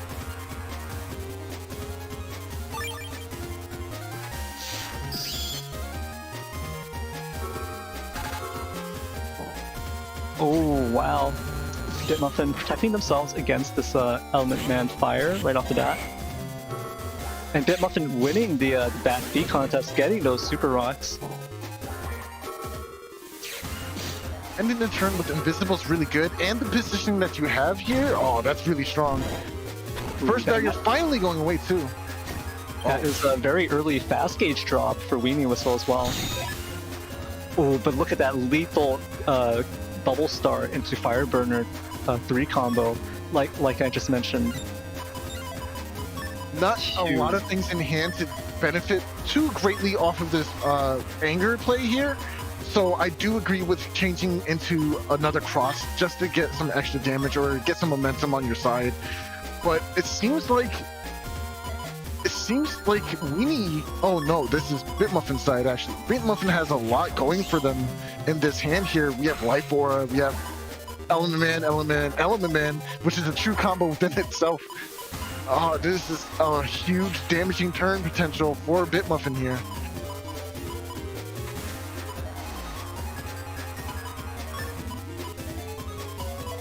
Okay, I don't necessarily disagree with the option of going with Life Aura here, but the risk of getting hit with a fire chip with all this grass is way too high.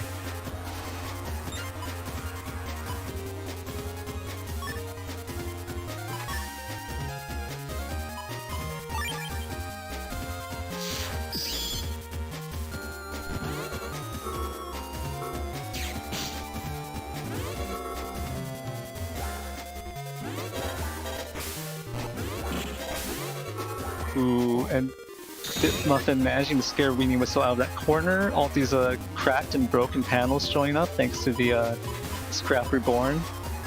But still, BitMuffin is sitting on quite a few chips. Gonna have the opportunity to trash shoot. WeenieWhistle running out of resources here in terms of crosses. There still is the Beast Out option, but I'm not really seeing anything substantial coming out as far as combos, so I again don't disagree with not going for the Beast Out here. But throwing away the Focus is a bit of a bizarre choice. Well, not really, right? Your opponent has SoulXCross open, so you don't want to give them another turn of digging so quickly. Oh! The dodge on the erase! Wow!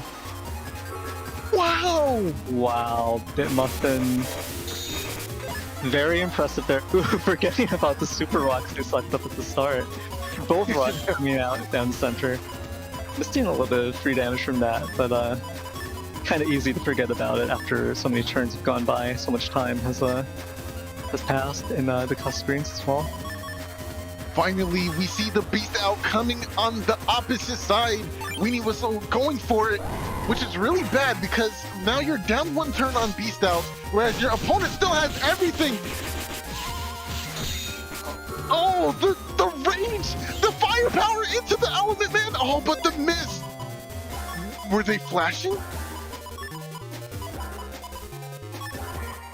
I think they may have been. Wow, what a trade! Beast Rush from both sides! What an intense aura they both impose upon each other! At any moment, you could get interrupted, counter hit, or even completely destroyed.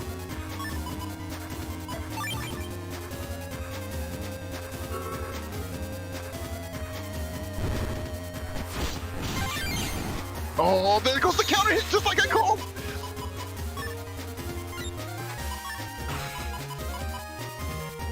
And both players here very even, 530 to 450. Either player could take it in this next round with how volatile their hands are, and how much damage they could potentially put out in a single turn. It is fast gauge, so a little bit of defense will go a long way here. BitMuffin locking in their hand here with that in mind. Tomahawk will be the play for BitMuffin, which is obviously the best play to avoid any status coming out from the Beast Rush combos. But unfortunately, Elect Pulse 2 doesn't really care about status. Ooh, but Life Aura will protect BitMuffin from the Pulse.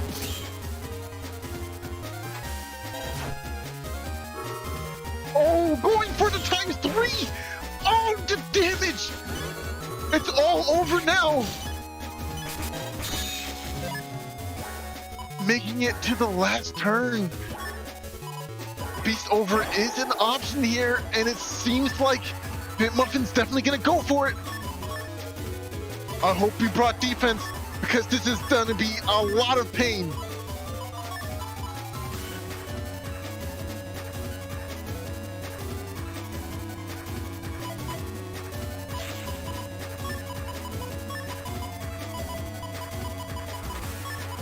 BitMuffin carefully deciding what the sequence is here.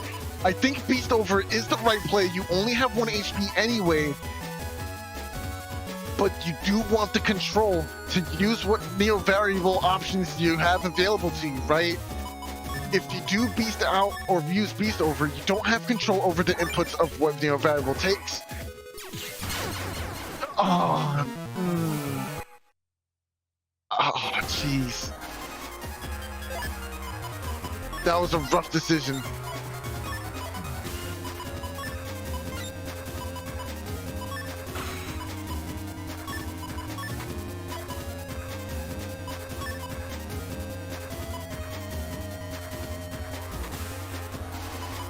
And here we see a mostly grass field again, so really lending itself to this E-code matchup in terms of the crazy amount of damage coming out. Double dust start, as usual. Invisible not quite landing the mark, wanting to trigger that ever so prevalent... Oh, there is no Russian play. I guess there was no need to bring that defense there. You probably could have sat on it for a little longer. Yeah, I'm not sure if I agree with the taking of excuse me, not anti-damage. Invisible there. I think I would have sat it in hand and maybe dust shooted it away, because that's a valuable defense for the late game. Ooh, and it looks like WeenieWhistle has both Element Man EX and Element Man SP this turn, so a lot of damage essentially. Oh man, the counter hit into Element Man.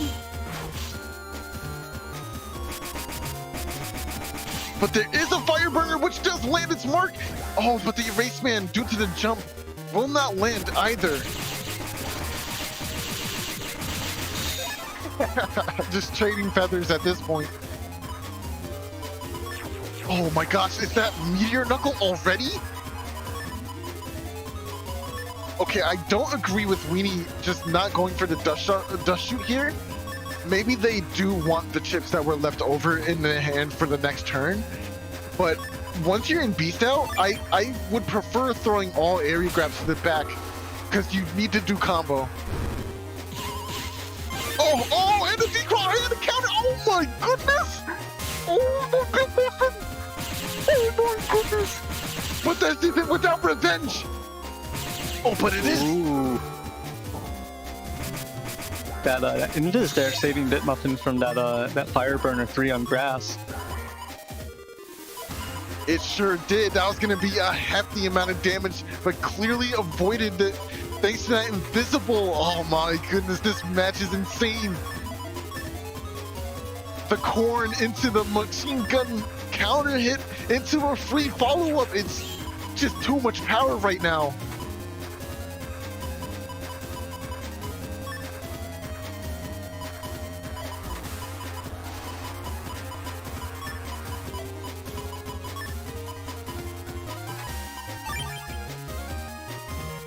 Looks like BitMuffin gonna play this turn a bit more defensive.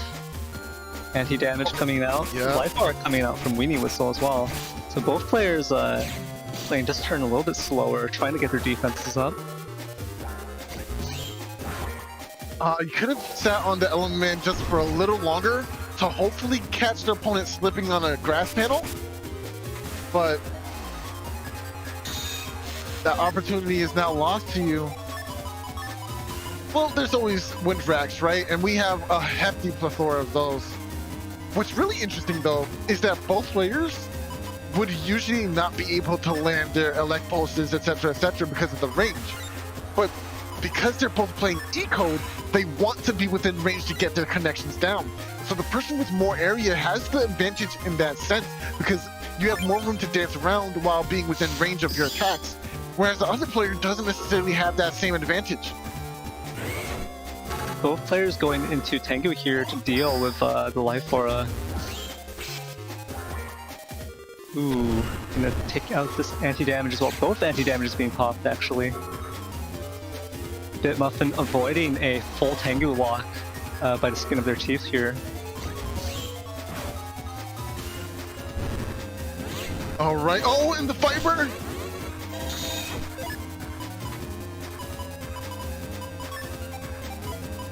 Meteor Knuckle in the corner will be a significant amount of damage, possibly even 800. And you are mid-charge shot, so if you don't queue up one of these defensive chips in your hand right now, you will be subject to a severe amount of damage, but they locked in. But here is BitMuffin coming in with the real variable and a Meteor Knuckle in hand. This is insane. You didn't queue up any defense first? Oh no. What does this mean? The The Neo only variable way. against the Tengu Cross is going to be a huge amount of damage. This could be a very rough turn for WeenieWhistle. Eraseman does make a mark. This is actually very fortunate for him. Nice. You can get some decent damage and Invisible safely comes down. WeenieWhistle going for these charge shots. Neo variable makes a mark. Ooh. Goes into the cut screen though.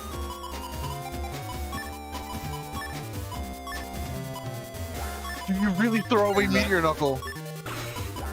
BitMuffin going for that quick sonic boom instead of a riskier double life sword play, and it probably paid off there, just managing to squeeze it in right before the WeenieWhistle's Tengu rack charge shot. Just that slightly faster input. What an explosive match this has been, but it has to come to an end. Judgment SB making a mark, but trading for the element ice here is going to be the proper play, but missing the... Oh no! What a drop! The follow-up is going to be a lot of pressure. But the double score! Yo, what? What the anti-damage is, I will save them. Oh, but not from the buster shot.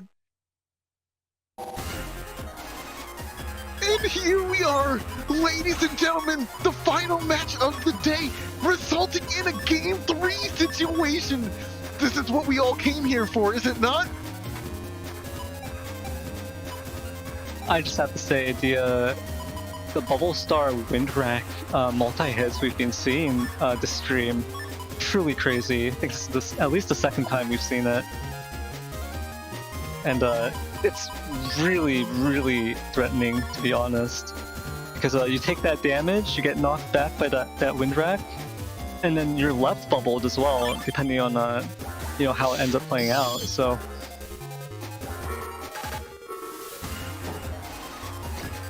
Oh, jeez. You're gonna get punished here. Your Faceman will get a decross as well. Immediately putting Bit on the back foot here. You could also go for the back B follow-up. But the immediate rush to the next turn will circumvent that damage position. Oh man, this is really tough.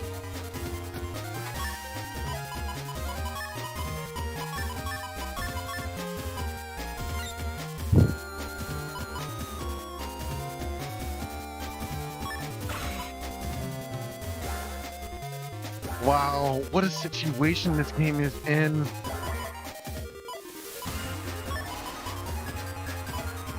Oh my gosh. BitMuffin really considering that early Tengu. I don't know what the right call is here.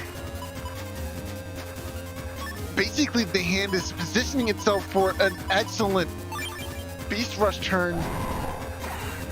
But it's gonna be Weenie who's gonna go for the Beast Out turn first and lands Element Man before the anti-damage has a chance.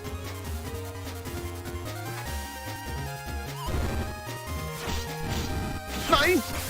The Wind Rack time 2 won't hit, but the decross will also happen here as well. Both players losing access to DrugsAreBad means you won't be able to fix your hand as easily to make these resource combos much more profitable. But I think this benefited WeenieWhistle a bit more here because the hand is prime time for Beast Out positioning. And he already has Beast Out activated right now. So we're going to see an insane turn from and out from WeenieWhistle. But of course, BitMuffin has a crazy turn too with the Fireburner also in hand. Who's going to get the ×2 from the Fireburner first? Ooh, Element Man SP. We'll do 480 on grass. Oh, the combat! Yo, that was so high! WeenieWhistle just going for it! Now with the life lead here.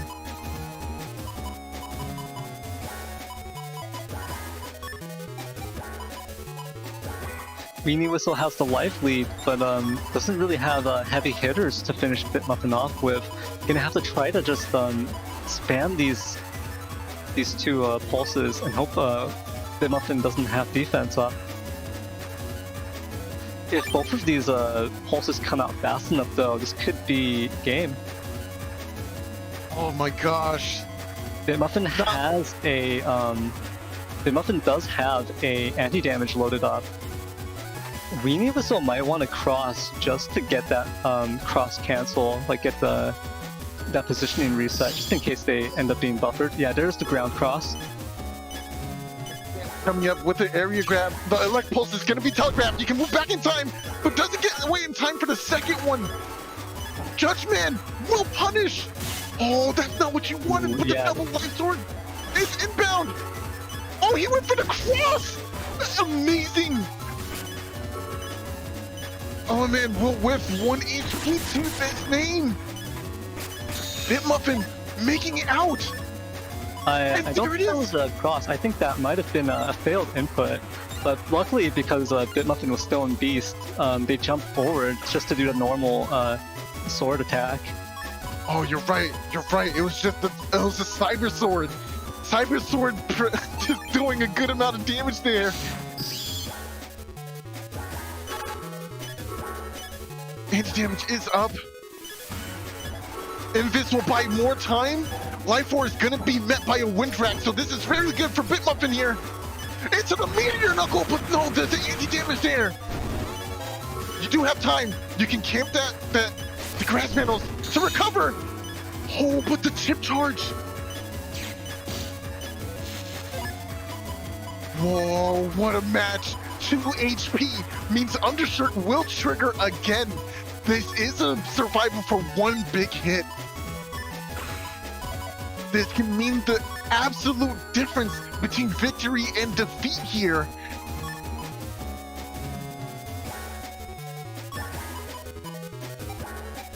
Oh, this is it. Is this the final turn? BitMuffin might feel comfortable enough, locks in defense along with going to Tengu Cross.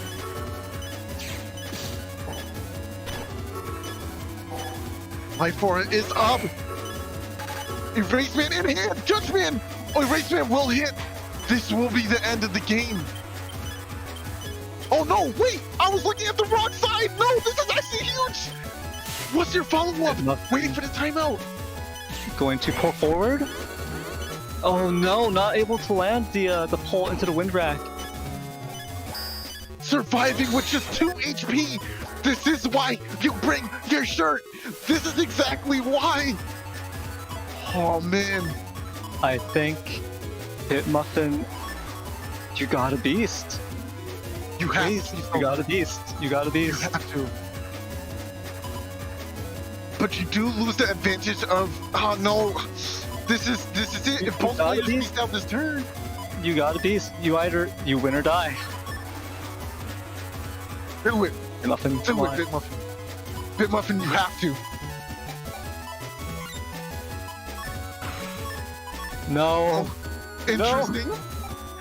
Oh no. Okay. What's the play here? The bubble star comes out. It's really slow. Oh my gosh. Yo, oh my gosh, yo. Oh man. No. That was insane. Oh, so close, so close. Came down to the wire. 65 HP on WeenieWhistle at the very end. So close. Shout out to Salad, Wow. who in chat brought this exact situation up beforehand, saying the positioning of the bubble star conditions a moveset. Or, oh my gosh, that was so big brain. And then using the machine gun because you don't want to step into a bubble. That was insane. Insane. And I think it was because the bubble star was so slow that it conditioned that response even more so. Because now you know it's coming. I'm going to take my time to position for it. But wait, machine guns. That was insane. That was an insane match. That was insane. Yeah, GG, well played to BitMuffin and WeenieWhistle there. Both players playing their hearts out. And wow, yeah, so that was the E-Code mirror matchup, and that was the only set we showed today that was a mirror matchup and not a cross version matchup. So what a game! What a set to break the spree with, to break that spree of opposing version matchups. I'm geeking. I'm geeking right now, bro. I'm struggling to come up with the words. Yeah, what an amazing set, really, and just once again, well played to both players. Oh, well played indeed. Yeah, I mean that was a really crazy match. All of today's matches were really good. It was really fun to watch all of these matches and how they played out basically. But unfortunately, that was the final match of the stream. But don't forget, so New Moon Cycle 10 is going to be starting tomorrow, and you can still sign up. So sign-ups end today at 10 p.m. PST. So if you want to, you can still go to the N1GP Discord and use exclamation New Moon, and where you will get the sign-up information for. And this was also the first stream for this New Moon Cycle group. So we will be having more streams in the upcoming weeks. One planned for next week, and probably for the next 3 or 4 weeks even. So if you haven't already, then make sure to join Discord to stay up to date with all of the events and the stream news as well. And before going on to the promised announcement, so I will be giving shoutouts to the donations that happened since the last stream, which was the previous Blood Moon, and the ones that happened during this stream. And we do have a lot of them. So thank you everyone for all of the support you've given us today and all of the continued support as well.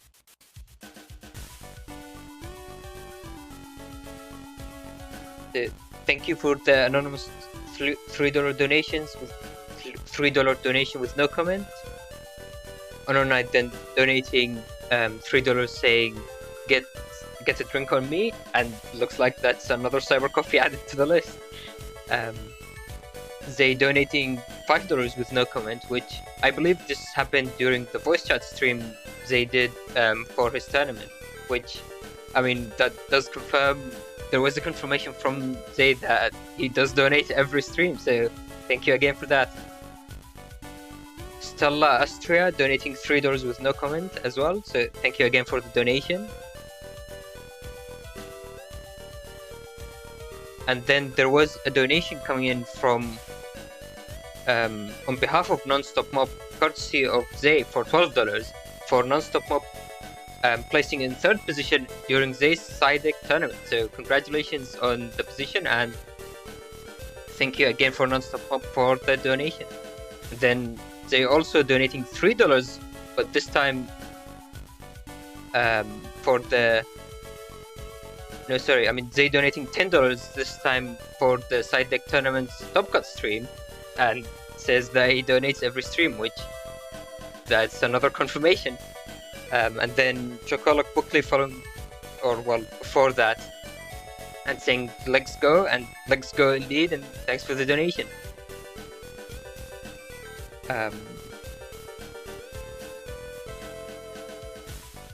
The next donation done, which also isn't on the list, was by, oh actually there it is. It was for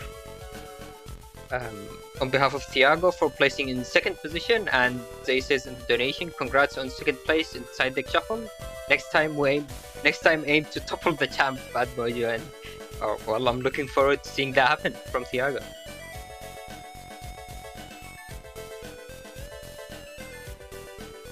Next donation, which happened this stream, was from Wazi donating $5, saying keep up the awesome stream, guys, and thank you for the donation.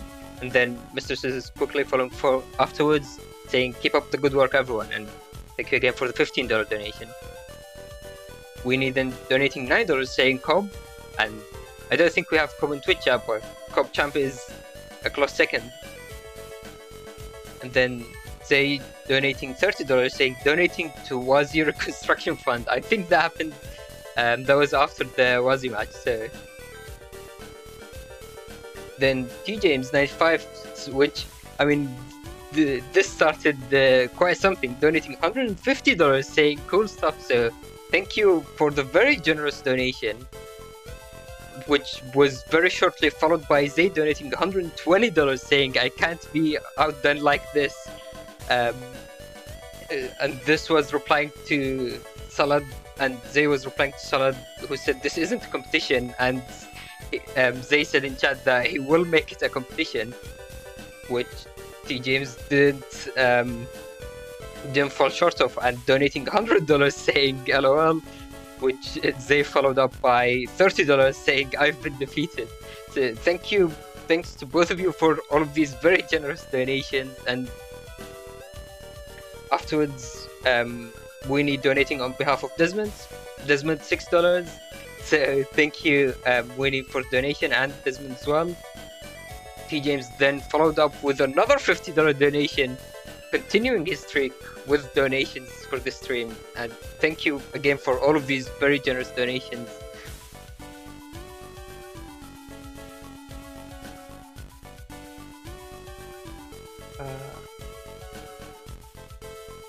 Then, one sec.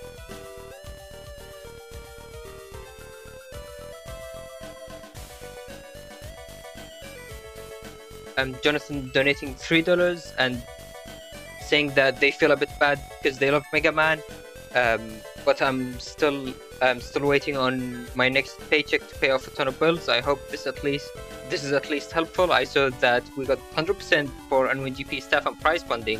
I'm excited to see how the NWGP expands because of this donation war. Thank you again for the donation. Obviously, you shouldn't feel bad at all about not being able to donate. Just being part of the community and watching the streams is more than enough. So thank you again for the very generous donation. They then donated $20, which later followed up by a $3 donation for the message to say Aerce been hype.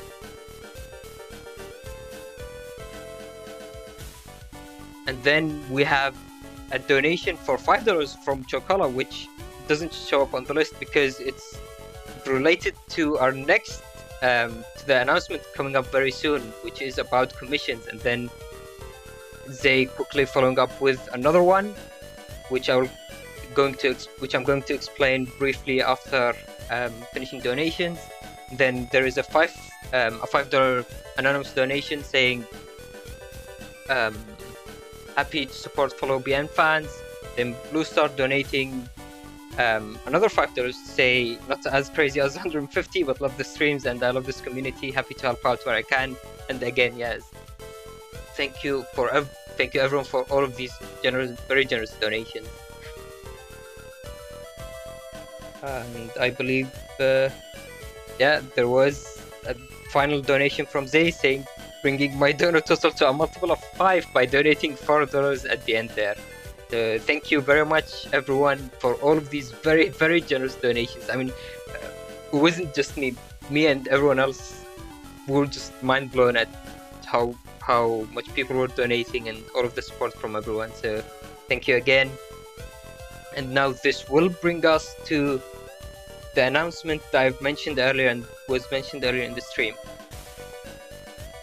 So we have opened the Ko-Fi commissions as another option to support people working behind the scenes on the N1GP. So commission slots are functionally tip jars, and basically a way to say thank you to N1GP staff that helps keep the N1GP running smoothly. So to find the commissions, you can go into the N1GP Ko-Fi page, scroll down a bit, and then you can see. Actually, I don't think you can see my mouse, but there is a fancy button there at the left side of the screen that says "Commission Me." So this is the starting list for the commissions that we have now, and we will be adding more later, and we are looking to add caster commissions as well. So keep an eye out. These commissions will also still count for the millions roll. So, and if you aren't sure who you want to donate to, then donations to the Ko-Fi itself helps and is very greatly appreciated. So again, I mean, I can't say enough times. Thank you for everyone that keeps donating. So I'll briefly go through the commissions we have up right now, and just to quickly explain what we have out there for people. So the first one was for Enduring Grey. So Enduring Grey has been working very hard on making these double VODs for the stream. In fact, both of the ones we had for the stream were made by him. And with commissions, you can also add in an extra $5 to request a double VOD to be made by Enduring Grey. So obviously you will need both POVs, and you'll need permission from the opponent, but now anyone can have double VODs made for their matches, similar to what you saw on stream today. Next one is support Mars. So Mars is the person that made and is still working very hard on making the better Battle Network 3 rollback. So he invested a lot of time into working on it, and is basically doing what people thought was pretty much impossible for many years. Any donations will be very appreciated and will help Mars greatly, and it's also optional, but you can write something to Mars, and who knows what that something will end up doing, if anything at all.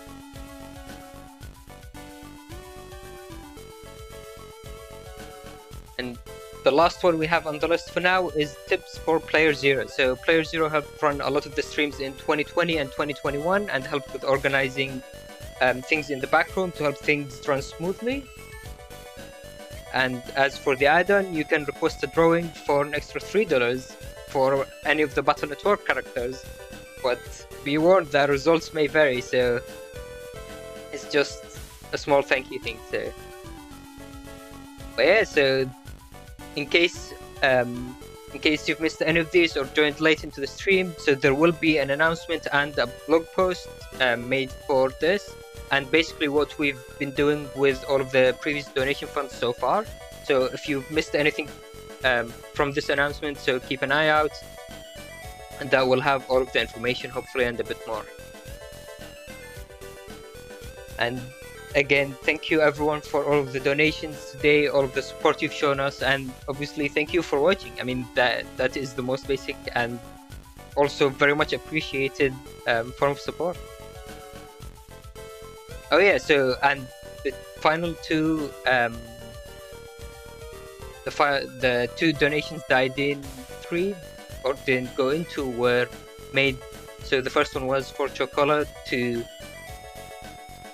which gave a commission for Mars, and Mars is saying in chat that Chocola just fully translated the latest Battle Network Better Battle Network 3 changelog into Spanish. So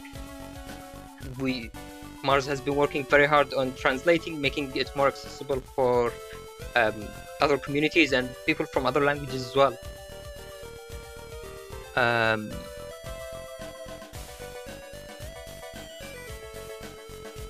In terms of the other commission, I don't think I have access to the exact message, but I think I'll try to get that before the end of the stream and read it.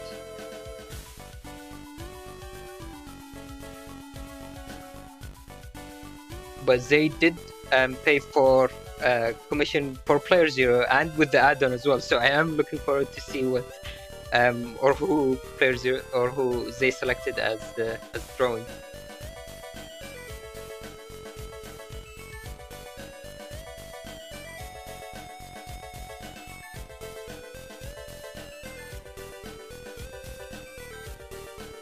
It looks like they requested the very very real Battle Network character called Aerce Boy, or his dad Aerce Man. So that will be interesting.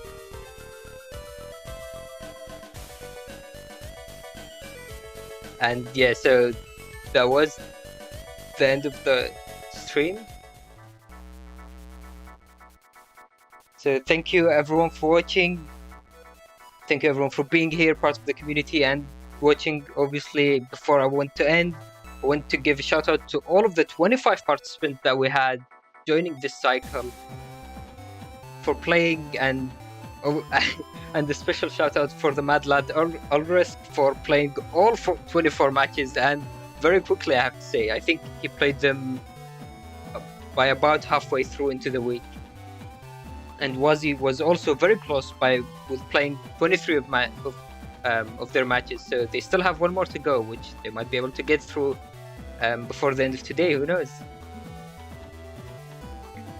As usual, huge shout out to SoulXCross and Neryth for casting today, and another really big shout out for Solid for working really hard on the layout and organizing this tournament.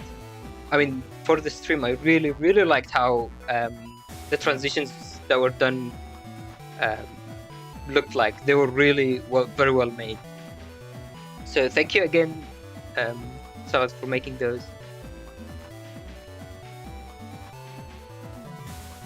Also, another thank you to HonorNite and EnduringGray for helping with the stream production. HonorNite helping with the VODs. Obviously, we always wanted to show more matches, but we are very much limited on time on what we can show.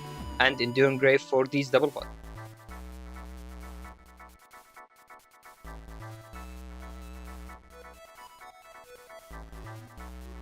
And yeah, thank you again, everyone, for watching. Hopefully we'll see you again next week for even more action, even more Battle Network, and even more hype. Alright, goodbye!